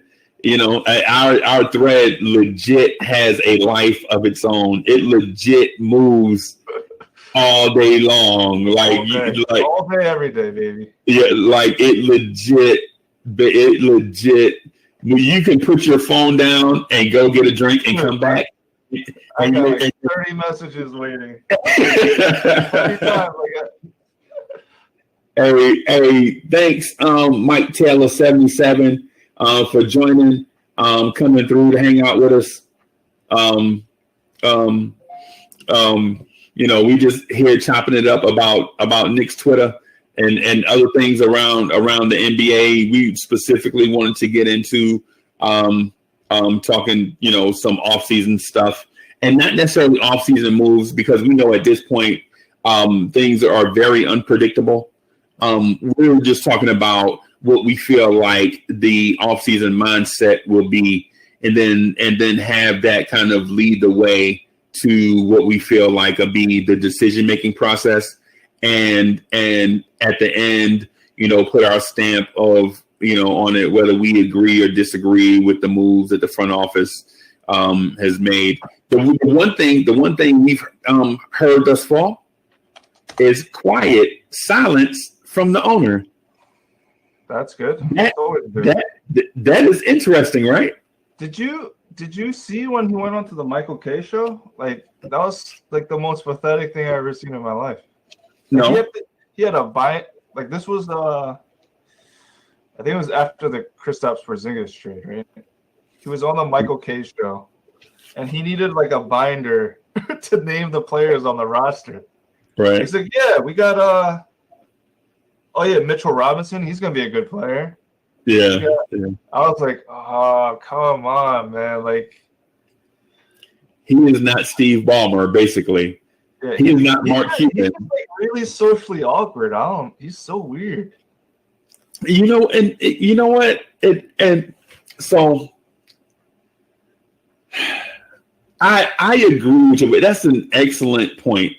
It's like when you said it, And like when you mentioned that just now, it's like the sobering moment. You know, like somebody snaps you into reality or whatever. You're like, what? Yeah. When you said that just now, it kind of sobered me and made me realize that may be the reason why all this stuff is awkward, man. Yeah. Like the thing with Charles Oakley, that you didn't find it to be weird? No, that was really, really weird. Right, that's what I mean. And so it may have come from a place of an awkward dude getting put in an unfamiliar and awkward situation, and then him panicking. You know what I mean? Yeah, no, he's a weird guy, man. Oakley is a weirdo too. He's kind of Oakley is a bully, man. It's kind of he's like the dudes that I used to fight. A bully, yeah, he's like the dude I used to fight in high school. So man. like in college, right? I used to I used to intern for a basketball camp. Right. And one of the guys like linked me up to help out at a camp for Charles Oakley and Jason Williams. It was a free basketball camp, right? It was 3 days. Right. Oakley only showed up for one freaking day. Like it was called the Charles Oakley and Jason Williams basketball camp, like free basketball camp. And he only showed up for one day. That dude's and he a was clown. like he was cool. Like he would take pictures with the kids and stuff on the first day, but then like he just didn't show up the next day. It's like Jason Williams showed up, the murderer. Right. Right. And so it's these dudes, man. These dudes like and look for the crowd that's out there that they're like, man, Uncle Freezie used to get beat up by the bullies in high school. No, dog, I can fight. You know what I'm saying? I started boxing in the police athletic league like a long time ago. And like I used to be like the kid that used to get beat up, but I used to always want to fight. Like I just didn't know how to. And then I learned how to, and then it was on from there. But the cats like Oakley are the dudes that are like, they just legit have it's not an alpha mentality. They just legit have the bully mentality. Like they have like a pent up frustration about one topic and don't know how to vent or relieve themselves of that topic. So what they do is they impress that frustration onto people that they feel like are weaker than them. You know what I'm saying? And they'll rub and so even with people that are not weaker initially, they'll rub until they find out that person is weaker than them, and then they'll try to bully them. Yeah. You know what I'm saying? So I'm really anti-bully. I'm anti-Oakley. You know what I'm saying too? You know, I mean, for the most part, though, you guys know that because there's a camp. There's a Starks camp and there's an Oakley camp, right? Like people will say, "Well, I'm in the Oakley camp because John Starks choked us at a championship," and then there's a Starks camp that says, "Well, if Oakley had done any scoring whatsoever, we may have swept the Rockets." You know what I'm saying? but anyways, moving on. I guess it's called digression or progression, whatever you want to call it. Yeah, like you saw him on The Last Dance, right? He was just slapping Scottie Pippen when he was a rookie. Just slapping him around. Yeah, man, that dude's a clown, man. But still, he was a really good basketball player. I mean, he did contribute a lot to our Knicks. Oh yeah, I have to give him. You'll be lying if you're not going. If you say yeah, because there were some years where other teams in the East used to try to bully the Knicks. When we were the bomb squad, teams used to they used to bully us bad, dog. They used to throw Roddy, Johnny Newman in the crowd and Kenny Walker. They catch him out of the air. It was crazy. It was crazy, man. But what about this? Let me do a draft scenario for you and tell me if you like this or not. So the Knicks leave the draft with Killian Hayes at 8, Zeke Naji at 27, and Grant Riller at 38. I'll be honest, I've never watched Grant Riller play. Right. But I like the first two picks. I would be ecstatic with the first two picks. He is The number one pick and roll point guard in college basketball. Yeah. Yep. Grant Riller. I'll watch him tomorrow. Yeah. But he presents you with the things that guys from the Knicks don't like at point guard. So he doesn't have size. He's not flashy, and he's not a knockdown 3-point shooter. So he's a good shooter, right? So he's like Charleston. Charleston Southern? Is it? Yeah. He's a senior. Yep. And he's old. Yeah. Yeah. So you'd be ecstatic with Killian Hayes and Zeke Nnaji. Yeah, that's a home run right there. Okay. So here's the thing that I put on Knicks Twitter. I alluded to it and I got smashed for it. So I think Killian Hayes has the potential to be Darren Williams. I think that is the comp for good Darren Williams or bad? Good Darren Williams. I'm talking about in his if he meets his ceiling, Killian Hayes, if he develops a right hand, then he's Darren Williams. And so here's the reason why I say that. You don't remember Darren Williams being super fast, right? Because he wasn't. He was slow. He was strong. He was strong. He was very, very strong, though. And shifty, right? Yeah. He was strong and shifty. So Killian Hayes kind of fits that mold too, because I think Killian Hayes is what 6'5", 210 or something. He's not that big though. He's pretty skinny, but he did gain muscle overseas. So how much does he weigh though? Killian Hayes. Yeah, because there's a difference between 185 and 210. In terms of the point guard position. It's probably wrong. On Wikipedia, it's 176. No, yeah, that's wrong. Okay, on NBA Draft.net, it's 195. 195? Yeah. Okay. Let's see what Tankathon says. Tankathon says he's 187. So this is all like. So about 190 then, right? Yeah. 190 sounds about right. But to me, the kid looks strong. No, he definitely got stronger. Like he was a skinny little lanky kid. Yeah. Overseas, but he's definitely got stronger. Yeah, so I think he probably, which is a hell of a top out, by the way. You know what I mean? Very good.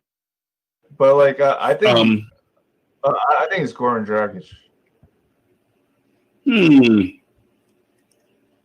Goran Dragic, man. When Dragic in his bag is like.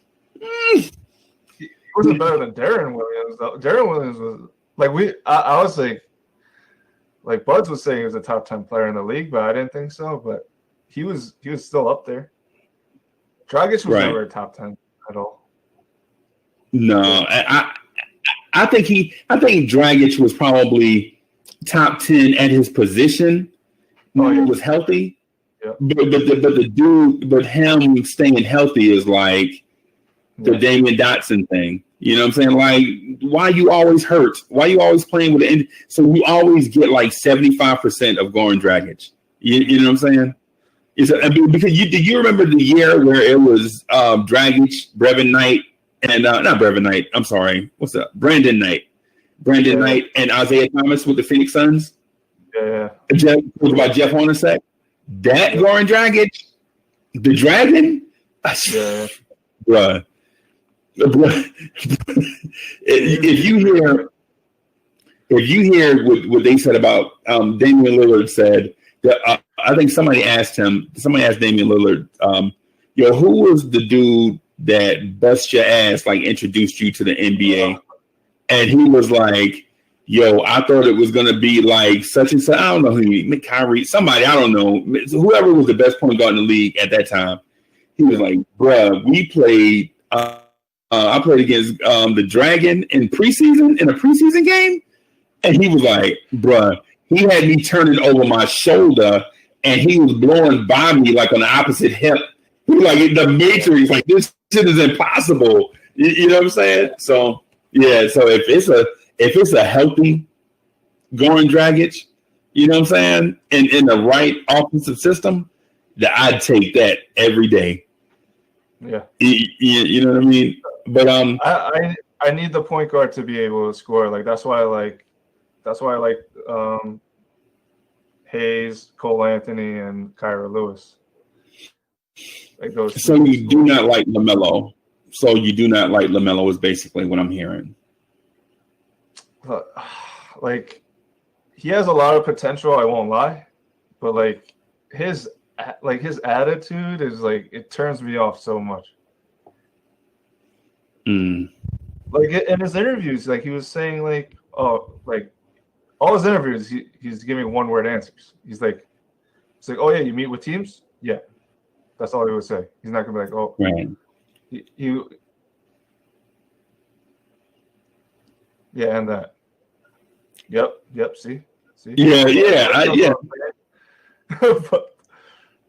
But you know what? So bad, man. That like I feel like for a point guard, like because it's such a vocal position, right? You need to be like articulate. If you can't like do simple interviews, like these pre-draft interviews, like with the media, that's nothing.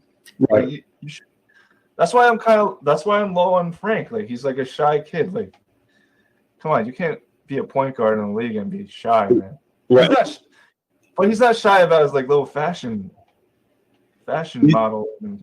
And he does the opposite on the defense. Did you notice that? Yeah, I know. He's the complete opposite guy on the defensive end. You know what I'm saying? Yeah. So, I mean, well, just so getting back to I want to wrap up the thing that I said about Darren Williams and Killian Hayes. Man, the body type looks the same. The way that they probe and go, going to one side, like Darren Williams probably was better splitting the court, like he could go either left or right hand. Mm-hmm. But Killian Hayes handles was elite. Yeah, like one of the best handles. Yeah. The best, and I know people laugh, but the best handle that I've seen is probably, and I mean in space, I'm talking about like in close quarters. Steph Curry, Joe Johnson. You remember Joe Johnson, man. Yeah. ISO Joe Johnson. Yeah. I remember like he crossed up Paul Pierce. Oh my God, Paul Pierce almost did a forward roll. Yeah, Paul Pierce headbutted the bench. Yeah, that was so bad. He was snapping a football. I think I still have to give best handles to Kyrie, man. Kyrie, he could stop on a dime and yeah. You know what? I'm gonna take liberty to revise and add Kyrie in there too. You have to add Kyrie, man. Yeah. You have to add Kyrie. His handles are otherworldly. And I've been watching basketball forever. Kyrie Irving's handles are otherworldly. But at the same time, you have to give kudos to Darren Williams, man. Yeah. Because he couldn't beat you with foot speed. And he knew it. So he had to have tight handles. Yep. You know? So if Killian Hayes can tighten up his handles like that, man, you're talking about. Oh yeah, elite. Yeah, and that yawn is I'm yawning not from being sleepy, man. I'm not really saying, I don't know. The yawn is just like maybe it's like dead air in here or something. But anyways, so a Killian Hayes, Zeke Naji, Grant Riller would get an A+ for Leon Rose from you. Yeah, definitely. Okay. I swear I got it. If, in my opinion, if they leave the draft without two legitimate 3-point scorers, I think he gets a C+ and can't get any higher. Mm-hmm. Even if he pulls off something and gets Zeke Naji. You know what I'm saying? I feel like you have to have I feel like you have to address the stuff that you mentioned that was mentioned in the media all summer. Because we're talking about 3 years of having the same issue: point guard, 3-point shooting, and wing depth. So if we don't address that in this third year, you know what I'm saying, going into a fourth year of not addressing the glaring needs, I mean, it's to me it's inexcusable if we do that. And no knock on Killian Hayes, because I think he's a fine prospect. And no knock on Zeke Naji, I think he's a fine prospect also. But if you know that you need shooting and wing depth, and you don't do it, I think they'd be asleep at the wheel. I mean, would you trade 27-38 to the Celtics for 14 and Gordon Hayward?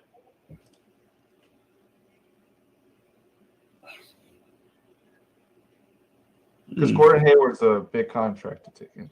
And Gordon Hayward's a great player too, by the way. Yeah. I would rather do the 8 for 14, 26, and 30, and maybe see if I can get Gordon Hayward too. Mm-hmm. The deal that you made is so even that you like, who benefits from it? Like, who wins the trade? You know what I'm saying? It's so fair on both sides. I mean, legit, serious up. I mean, it's like, it's so fair on both sides. You like, oh, I got to beat the Celtics in this trade. But it's fair, but it's legit fair. So I would say yes, because it's one of those deals where you really can't complain about it. Because if you get zero production from Gordon Hayward, and when I say zero, I mean if he has a down year in New York, you only get one down year and then he comes off the books. You know what I'm saying? Mm-hmm. Yeah, man. Yeah. I could see that. Yeah, I've been watching Precious Achiuwa. I'm actually kind of liking him. Right, and so here's what Bud said. Bud said, "Bring me Kira and Vassal Neesmith." Dog, if you do the Celtics deal, you can get legit. You legit have a shot at all those guys. You know what I'm saying? You won't because if you do the Hayward one. Yeah, if you do the Hayward one, you have 8 and 14. So you take right. So you could take probably Kira, right, and then you could take Neesmith at 14, bro. And so here's the thing about 4 first round picks, right? So here's the thing about 4 first round picks, right? I point to the Devin Booker argument, where people say, well, he's worth 4 first round picks, man, and trade such and such. And I'm like, man, why don't you just take a shot at a guy like Aaron Neesmith and see if you can, turn him into something? Why not take a guy like a Devin Vassell? You know what I'm saying?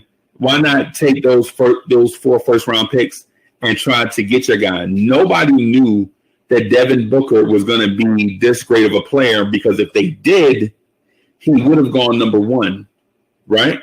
Nobody knew Devin Booker was going to be this good. If you knew Devin Booker was going to be this good, he'd have been a top 3 draft pick instead of pick 11, from a team that was just taking a flyer. Phoenix was like, yeah, this dude has potential. We can put him on the bench behind this guy and maybe he'll turn into something. But little did they know, Kentucky generally holds guys back and they blossom when they get to the NBA. Look at Karl Anthony Towns, Willie Cauley-Stein, Anthony Davis, whatever, whoever you want to look at from Kentucky. I don't know too many guys that were bust unless it was due to injury. So it's kind of tough on Neesmith, man. Like you guys brought a good point. Like he only played 14 games. Right. and like they're against like a bunch of nobodies. Like Auburn was his toughest competition. Right. Did you see how he was getting into Isaac Okoro though? And I think it's less of an indictment on Aaron Nesmith not going to the basket or not playing competition, and more an indictment on Isaac Okoro's defense against an elite offensive scorer. You know what I mean? I think it exposed Isaac Okoro's defense is basically what I'm getting at. You know what I'm saying? And how is he going to make the adjustment to the NBA when he faces elite scorers like that on a nightly basis? And with some teams having two elite offensive scorers, you know what I mean? Yeah. So what was he hurt with? What do you? A broken foot. Foot. So yeah, so it was an injury. It's not like he's not hurt. Yeah, because there's a difference between being hurt and being injured. This dude was just injured, like he just couldn't play through it. So, but we say, how do we say he played against 14 games against non-conference when he shot 38% from three the year before in a full season? Mm-hmm. I mean, 38% is great for a 3-point shooter. You know, you would hope it to be 40%, but I mean, the dude legit played for one guy. Right, the dude didn't use him right. He shot 39% from the field last year. Was it 39%? 39% from as a field goal percentage. Yeah, field goal percentage, and he shot 33% from three. Oh, he shot 33%. Okay, I'm sorry about that. But he legit played for one guy. They changed coaches. Jerry Stackhouse said, "Listen, hey man, I'm running this such and such system." Dude legit took the whole summer off and changed his game. For Jerry Stackhouse, came in. Jerry Stackhouse taught him the NBA way. Remember, Jerry Stackhouse was an assistant coach for the Toronto Raptors, right? Yep. I think he was their G League coach. The coach. He's one of the guys that I wanted over Fizz. Yeah. I wanted Monty Williams or Jerry Stackhouse, and they went with Fizdale. So that's my dream coach right there, Monty Williams. So the Knicks drafted Monty Williams, by the way. Yeah, I know. Yeah. So, I mean, I think it'd be like homecoming for us. But anyway, I think the Aaron Nesmith narrative is overblown in the opposite direction, because we have to look at a few things. For one, athletically, they don't recruit like the rest of the conference. They're not going to get the Kentucky kids or the Tennessee kids, you know what I'm saying, or the Alabama kids.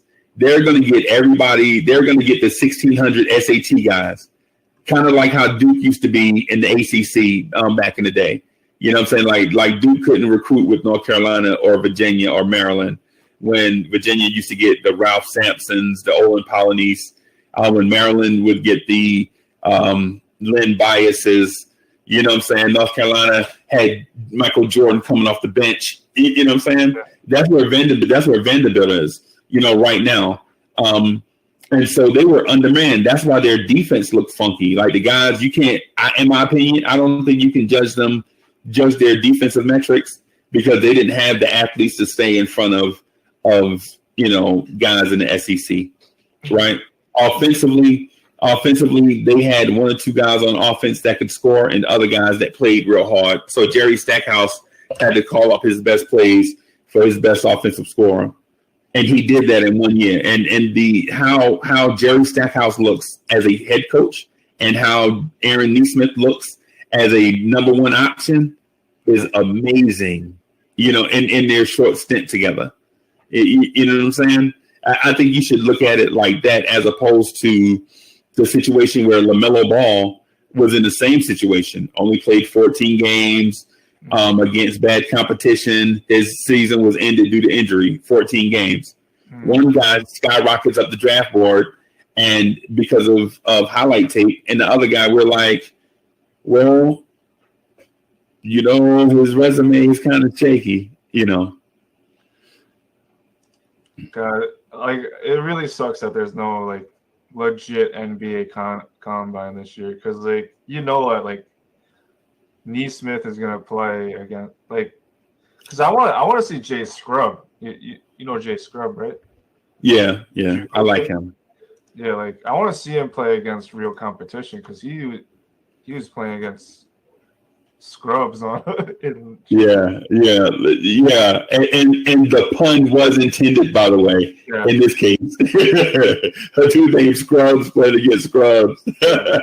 So, I think like so many people would have like, because like I'm looking at NBA Draft.net right now, and like they have Jay Scrub at 52. Your guy Grant Riller at 47. Right. I think Jay Scrub gives me Latrell Sprewell vibes. Yeah. He gives me like those vibes of the most athletic guy. Yo, he's a big time athlete. Yeah, he gives me the big, the big time athlete, maybe a little raw for his position, but his physical tools can get him over until he develops a personal NBA skill set. You know what I'm saying? Not just a college skill set based on who you play in college, but I'm talking about what he can do at the NBA to excel, basically to be better than everybody else at the next level. And we don't know if that's going to be a 3-pointer or a superior handle or maybe, a back to the back game or excel in transition. Whatever it is that he does, once he develops that, I think he's going to be legit. He's a scorer for sure. He'll get us buckets for sure. Yeah. I don't think Tibbs is going to play a guy like that yet, though. I think Tibbs is going to probably look for. Basically, what I think he's going to do is follow what his resume says, regardless of what the organization wants. I think he's going to try to get a defensive guy at 8. And I think it may wind up. I think he's going to pass on Obi Toppins and Aaron Neesmith's players like that, and maybe do like Patrick Williams. And man, you read my mind. So I'm thinking Patrick Williams or the kid we were just talking about, Devin Vassell. So if Vassell is gone, I can see the Knicks trading back a few spots and maybe getting Patrick Williams. And then at 27, maybe doing like a Tyler Bay type guy that's super defensive and can still do some stuff a little bit on offense. Even though I would probably prefer Desmond Bain or Zeke Naji. I just like saying Zeke. Yeah, Zeke. Zeke. Not Isaiah, though. Not Isaiah Thomas. No, man. No more Isaiah's in the Garden for a while. Oh, well, wait a minute. What about your guy? Who? The 6'9" guy from Washington. Oh, yeah. Isaiah Stewart. Yeah. Yeah, he has a good motor. Yeah.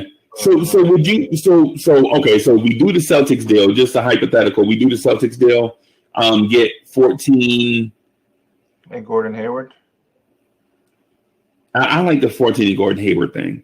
That gives us 8 and 14, right? Yeah. Yeah, I still like that. What position do you play Hayward at? Small forward. Small forward, okay. Does he play that now with the Celtics? Is he like a combo forward? Yeah, he was always a small forward.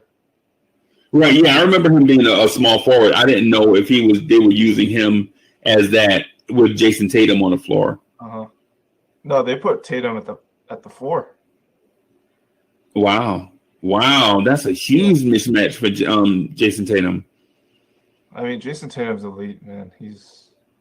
Yeah.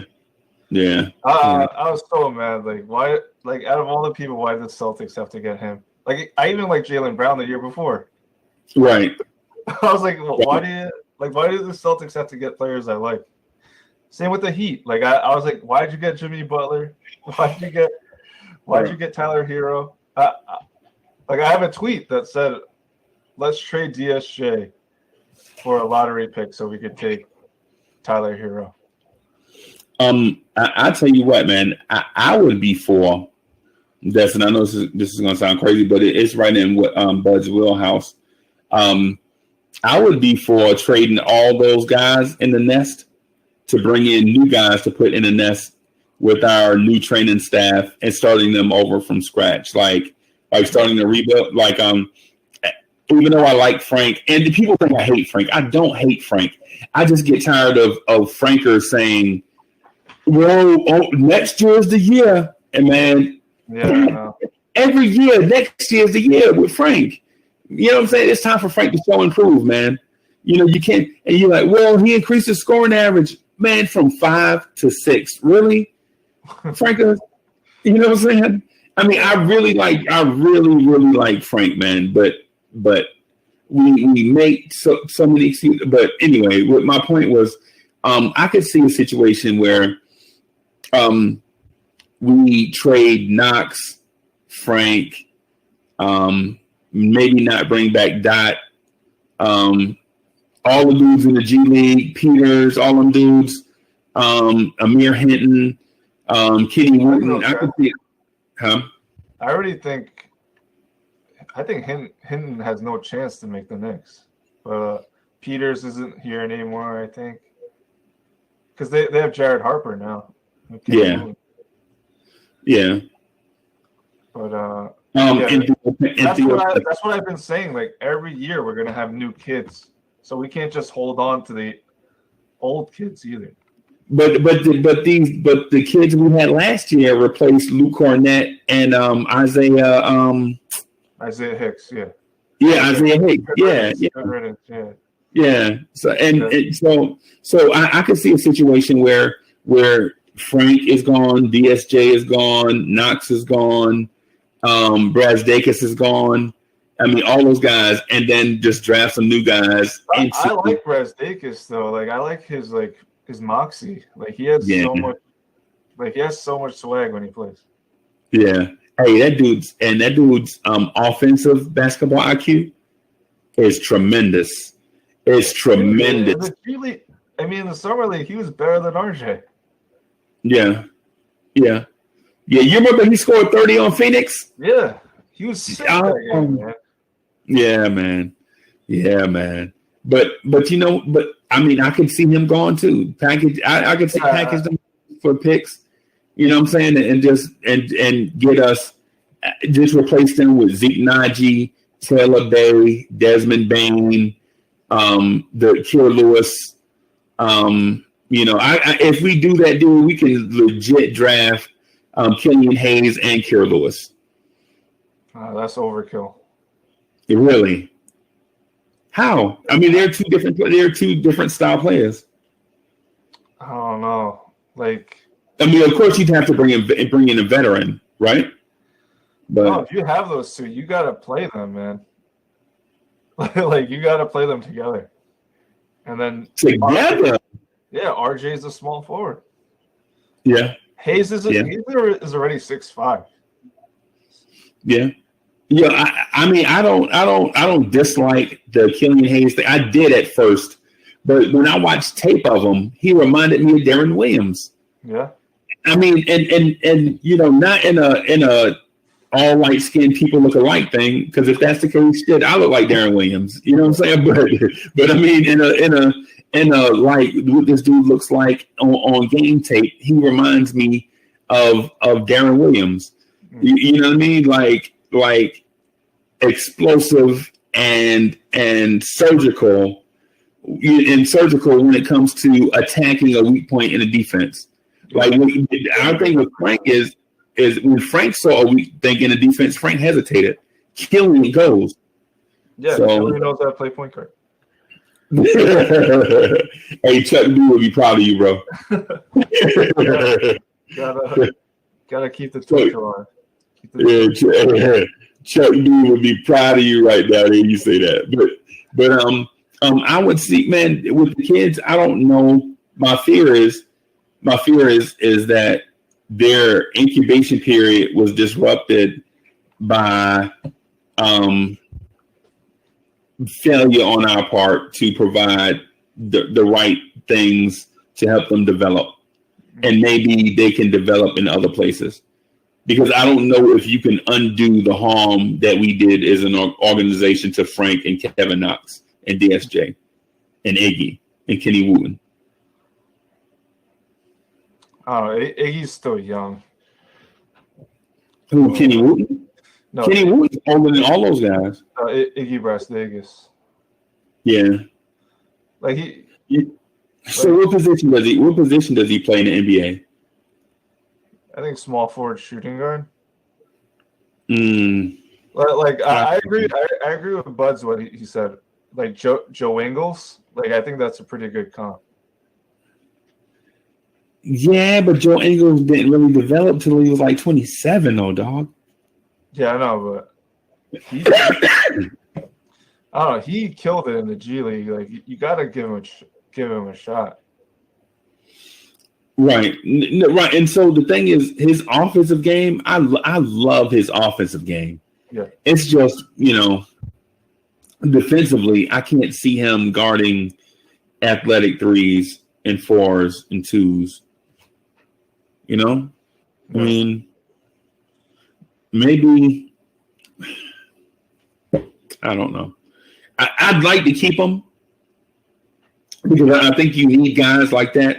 Not for I don't think you need cats like that to win you a championship, but I think you need guys like that to be on your roster to help you maintain a level of consistency through the 82 game schedule. You know what I'm saying? Like RJ goes down, you need a guy that's going to come in and give you 17, 18 points. You know what he reminds me of? And not athletically, but he reminds me of Kobe Bryant's backup, Devin George, right? So Devin George, like if Kobe ever missed time, Kobe's 26 points a game is not going to be in the lineup. Devin George will come in and average 18 points a game, and then when Kobe comes back, right back to the bench. You're like, hey, I don't see Iggy scoring that much. But. I don't know, dog. I don't know. I'm not saying 18. I'm not saying he's 18 points a game. Yeah. What I'm saying is that could you see a consistent 12 points a game from him every night if given a role? 12. Yeah, you could definitely. Yeah, right. So our issue was with Dot as the starter. Dot averaged 15 points a game, right, as the starter. But then when Fizdale was giving him DNPs and spotty minutes, his production was up and down, like 4 points one game, 11 points another game, and whatever. And people say, well, you can contribute that to Fizdale's unpredictable rotations. At the same time, though, I feel like as a professional, you should be able to knock down shots when you get them. Mm-hmm. Because there are people that literally play this game and don't even get the opportunity to take shots. Yep. So, I mean, that's just how I feel about it. So, but you prefer that 14 and Gordon Hayward? Yeah. For sure. So if you get Gordon Hayward, does that affect how you draft at 8 and 14? No, because he's an expiring contract, so you still gotta get a wing. He's not going to die, though, dog. You can re-sign him after that contract is up. I'm saying. Yeah, I know. The dude's not going to go to the moon. I mean, you can still re-sign him. You know what I mean? It's iffy, but you still gotta get a wing. Yeah. So you get okay. So say you get your I forget who's your favorite at 8. Killian over Devin Vassell? Yeah, Killian for sure over Vassell, but I prefer Cole Anthony. What? Yeah. Are you serious? My opinion, I think Cole Anthony is the better point guard, but I wish I had one of those DJ horns. You know, the wah, wah, wah, one of those DJ horns. But I'm not gonna be like, oh man, we got like I think that him and Hayes are in the same tier. What? Oh my God! I just love the kid's confidence, man. Like I don't have to be afraid that like he's gonna freaking falter in high pressure situations or something. Well, I'll tell you what. Okay, so that's the shocker of the night. So the chat is probably shocked as well. Like, we can't believe what we just heard. Oh, so I thought I shocked y'all. Y'all thought y'all were shocked when y'all heard Killian Hayes versus Darren Williams, the comp. And he just shocked us. Cole Anthony. Oh my God. Okay. I like Cole Anthony. We see that. I'm not gonna like lie about him, you know. Like he does have to like get more consistent, but like I think his style play is more fitting for the NBA style play, not college. So where do we draft him, Cole Anthony? Cole, I would take him 8th. I would take him personally. I would take him 8th. Wow. But if Okongwu was there, I would take Okongwu. But that's a different argument. Wow, what is going on? So Okongwu is on the board. Yeah. You would not legit trade him for 14, 26, 30. That's just too many kids coming in. Like, nah. Well, it's assets, bro. You don't have to draft. You don't even have to draft it. You can trade those picks. It's just asset accumulation. Yeah, but like during draft night, you trade 8th for 14, 26, and 30. And 30. And then you still draft at 27 and 38. Right? Yeah. So that's 5 draft picks. 6 draft picks if you count the second. Well, so you get with the second. Yeah. So you legit incoming rookies. No team does that. No team does that. Listen, but so here's the thing: you don't have to use those picks. You can legit trade those picks or sell them for cash. You know what I'm saying? You can acquire more assets with it. So you know what I'm saying? So why don't we just like take future picks from the Celtics? You know, not like. We mean like maybe in 2021 or 2022. Well, 2021 is off the table. Nobody's trading their 2021 first round pick, right? But 2022, I can see what you mean, and I don't mean that to be snarky. Like nobody's trading 2021. It's just like a consensus of most people feel like the 21 draft is going to be like the 03 draft or the 1989 draft where you have like 13 All-Stars. Mm-hmm. And I don't know if that number is accurate, but it just seems right. You know what I'm saying? Just like, all these guys you get, in the draft or whatever. You get Sean Kemp and Sean Elliott and all these cats all in one draft. But, yeah, I mean, in my opinion, man, I feel like, you just accumulate more draft picks. And then that feeds into this thing like a few people on Knicks Twitter are like, give up the boat for Devin Booker. Well, you accumulate more draft picks, man. That way, when you trade for Devin Booker, it won't hurt your asset cash as much. Yeah. Because the Celtics are in the same dilemma. The Celtics are not drafting 3 guys in this draft. They're not. They want to trade. They're right for trade because they have 10 guaranteed contracts, and then they have some dudes that they want to bring back. So they're not drafting 3 rookies. No. And they have a hole at center. Okongwu fits what they want to. It probably fits what they want to do. You know what I mean? So it's to me it makes too much sense for the Knicks not to do it. You know what I'm saying? 8 for 14, 26, and 30. And then we pick 14, 26, 27, 30, 38. It's tough, man. I just don't see no team ever has 6 draft picks. No, that's what I'm saying. And then plus, okay, so here's the deal. If you say you draft 6 cats, right? So now you have like 6 dudes you bringing in that are like 21 and under. And then depending on who they pick, they might be 19 and under. You know what I'm saying? So what do you do with the cats you drafted? What do you do with Brez Dacus, Kenny Wooten, Lamar Peters, Theo Pinson, Jared Harper? What do you do with all those guys? I think you package them and just trade them away, man. You know, trade them away for other stuff. Hey, Bud said he out of here. All right, Buzz, man. We'll holler at you, bro.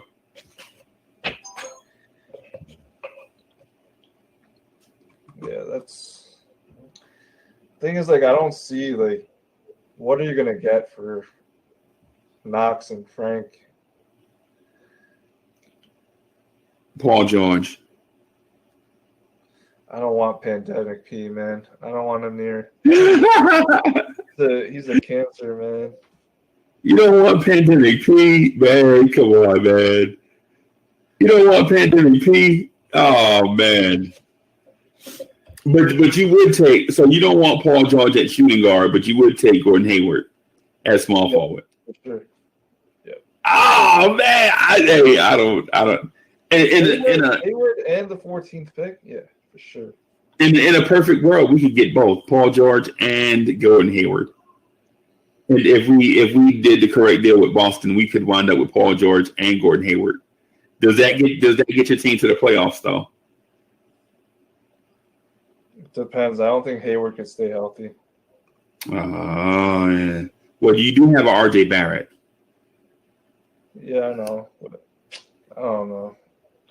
I don't see, like, Paul George is like he's a beta. He's not an alpha. Yeah.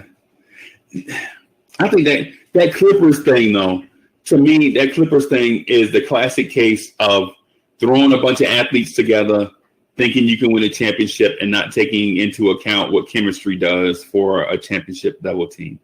Mm-hmm. I feel like the Clippers we're not even working hard during the transaction period. Right. Like when the league was closed. Right.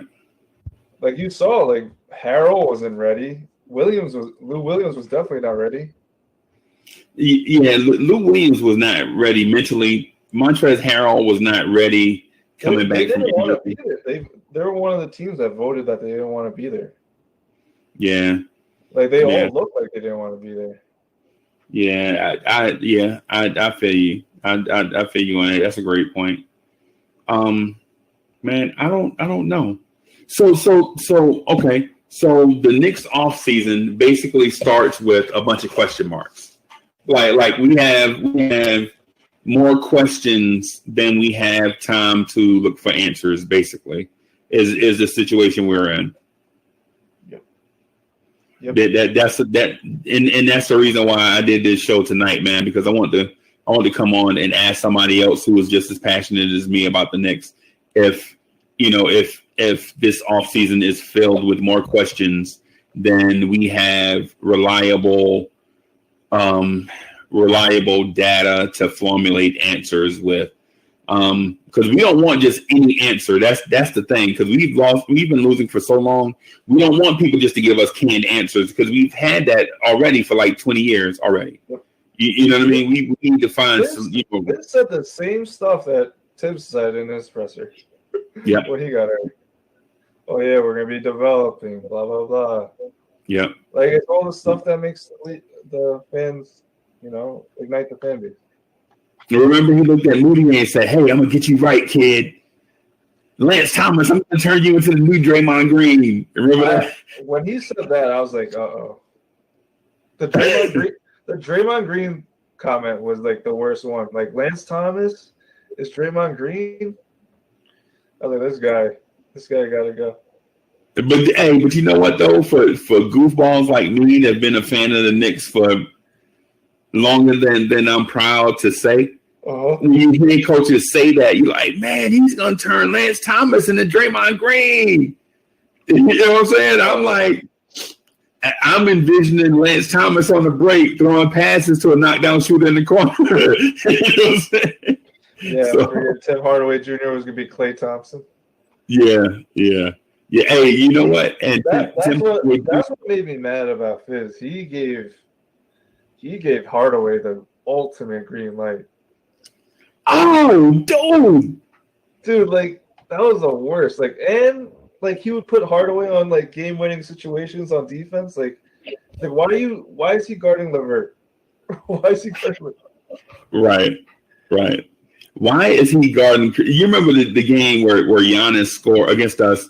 Giannis dunked on Tim Hardaway, right? Put his nuts all on Tim Hardaway's face, right on the break. And it's because KP had dunked on him. Remember, KP dunked on Giannis earlier. That was when KP got hurt. Yeah. And so now Giannis is like mad as hell coming down. He dunked on Hardaway and looked Hardaway. Oh, dude, he looked Hardaway eyeball to eyeball, and Hardaway turned away like he was punked. And I mean, look, and I don't fault him, man. Giannis is like 6'11", so I don't fault him. But bro, when you like down the stretch, why are you waving off Frank Ntilikina from Chris Middleton so that you can take Middleton? And Middleton did the most basic drop step move, spin towards the basket, and it scored with like 0.3 seconds left on the clock. And Tim Hardaway throws a tantrum yelling at Enes Kanter. As soon as I saw that, I was like, that dude's a punk, man. Get him out of there. You remember the Houston game last year? Yeah. Like he yelled at Trier, and then Trier went off. I was like, yo, what do you like? Say Hardaway, man. He was like one of my least liked Knicks. Yeah. So and he was a draft pick. He was a Knicks draft pick. I wonder. Yeah. Hey, and we traded him twice. Yeah, and he might be on the free agent market this summer. He might opt out of that last year of his deal to see if he can find a longer deal. Nah, that's a lot of money to turn down. 19 mil. He's not getting that again.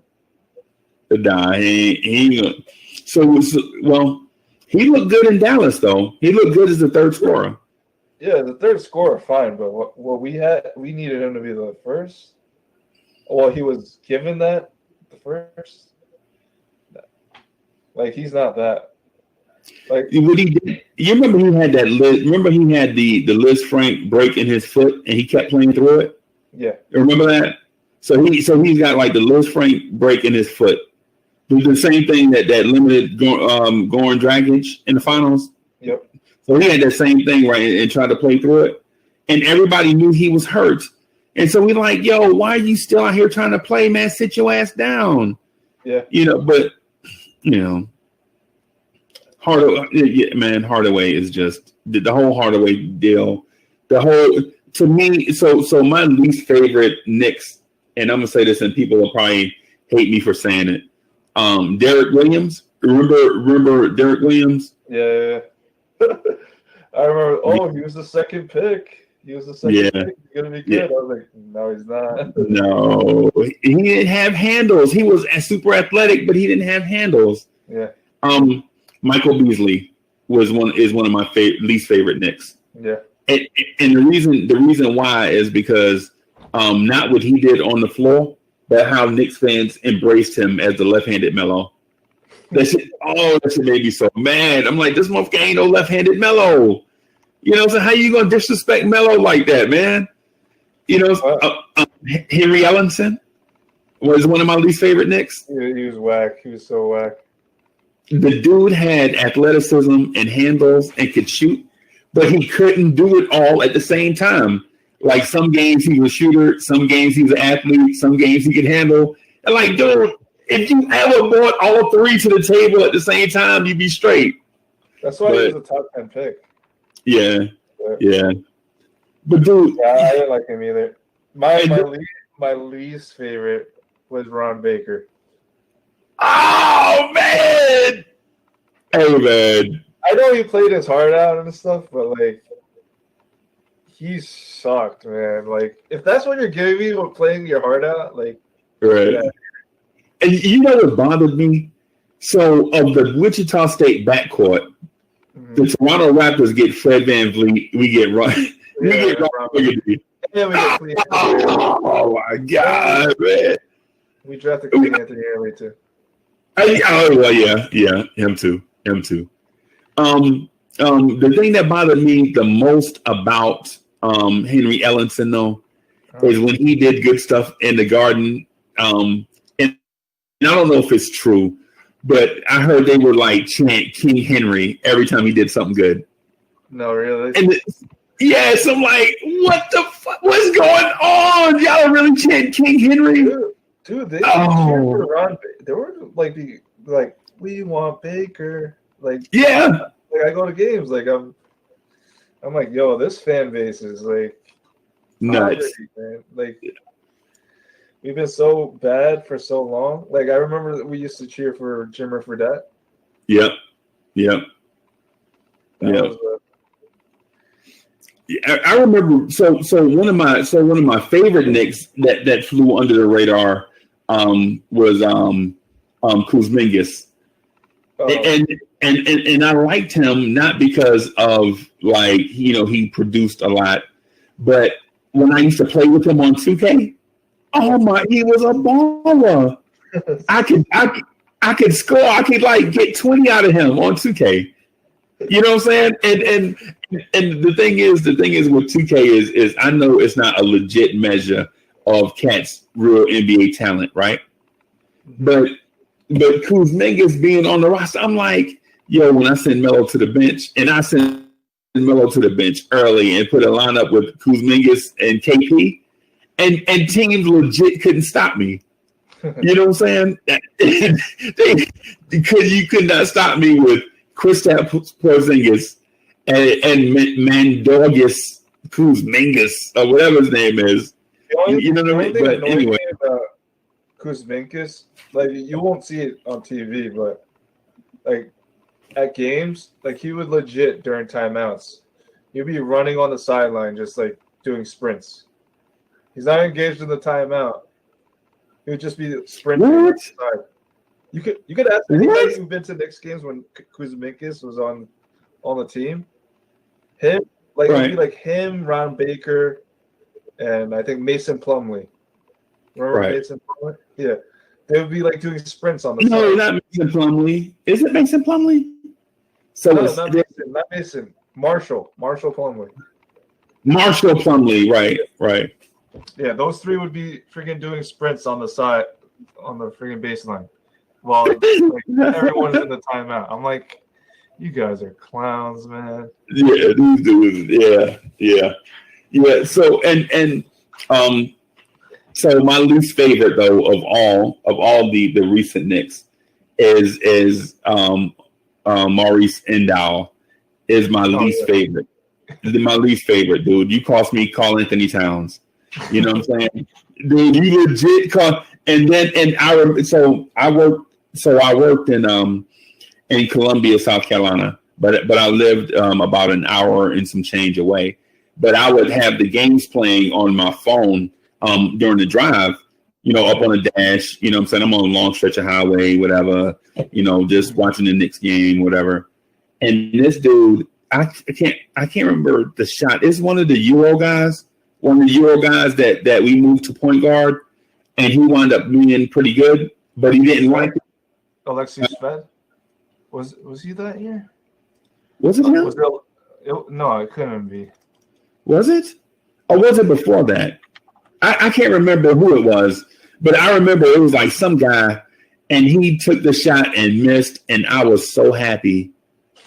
And it's like, and then Maurice gets the rebound and puts it back, and I'm like, oh my gosh. And the more I tell the story, the more I change it. But everyone knows that story. But did you remember CJ Leslie? Yeah. I thought he was going to be a player for us. Man, I guess I'm wrong. We had so many trash, like Kevin Seraphin. Yeah. Remember him? Yeah. The French guy. Yep. We had, who was that guy? Ricky Lito. Yeah. Everyone was saying like, oh yeah, we could, if you just all he needs is time. He just needs minutes to get better. And he wound up being. What's the big guy? The big guy we drafted in the second round. They're like, Hernan Gomez. No, the one from Florida, the white guy from Florida played center. They called his name was like I cannot remember his name now, but he was he turned out to be a 3-point shooter. He's like 6'10". We drafted him? Yeah, in the second round. Yeah. Oh, it's not David Lee. No, not David Lee. He was the dude I'm talking about is man. Let me see. Was it? Shooter? Yeah. Yeah, he was from Florida. I can't remember his name. Josh Harrelson. Oh, from Kentucky. Yeah. From Kentucky. Yeah. Yeah, Jorts. I remember. Yeah. That's Yeah. Well, yeah, man. All right, hey man, I'm gonna go ahead and wrap up and get off, man, because I'm just about wore out and I need me some more iced tea. You know I hadn't coughed in a while, right? What? You know I hadn't coughed in a while, right? Yeah. Yeah, I need some more iced tea to get that started. All right. All right, man. Good talking to you, like always. And yeah, man. Catch you on later. Hey, you want to say a shout out to the chat, man? Because they've been following you now for like, shout out to the Knicks thread. Yeah, man. Hey, shout out to Knicks Twitter. Knicks Twitter is the GOAT, by the way. There is nothing. You think a punch in the gut from the bully is bad? Knicks Twitter is like that, except 30 times every 10 minutes. Yeah. Every 10 minutes is more frequent than that. It's like every minute. You can't. Yeah. During the day. Every response, you have 48 people coming for your neck. Yeah, like morning, everybody. If you take a nap in the middle of the day, you're missing out on thousands of messages. Yep. It is, and like Run DMC said, it's like that, and that's the way it is with Knicks Twitter. But hey, all right, Sportscaster fans, man, listen, I appreciate y'all coming through and staying with me and Oops as we talk about Knicks fandom and just random stuff. The thing though, we need for y'all to participate more. Put your questions and comments in the comment box. Follow me and Oops so that anytime that we do anything, whether together or separate, you'll be alerted. That way you'll catch these things on time. Again, we appreciate it. If y'all find it so kind to tip us, hey, that'll be greatly appreciated too. It's like a morale boost to us. Again, so I'm gonna try to get on tomorrow. If not, it'll probably be the day after. But what we'll do is try to continue this conversation, man. Follow your man, Uncle Freezie, on YouTube as Blanche Tears. As I get on and post videos and such about Knicks stuff, I'll probably eventually start back going live there too, so that we can have the conversation going on over there. Oops, you got an open invitation to the YouTube thing, brother. It's just one of those deals. We'll link up schedules and such, and maybe try to do that as well. Again, thanks everybody for coming through, and we'll holler at y'all later. Yep, peace.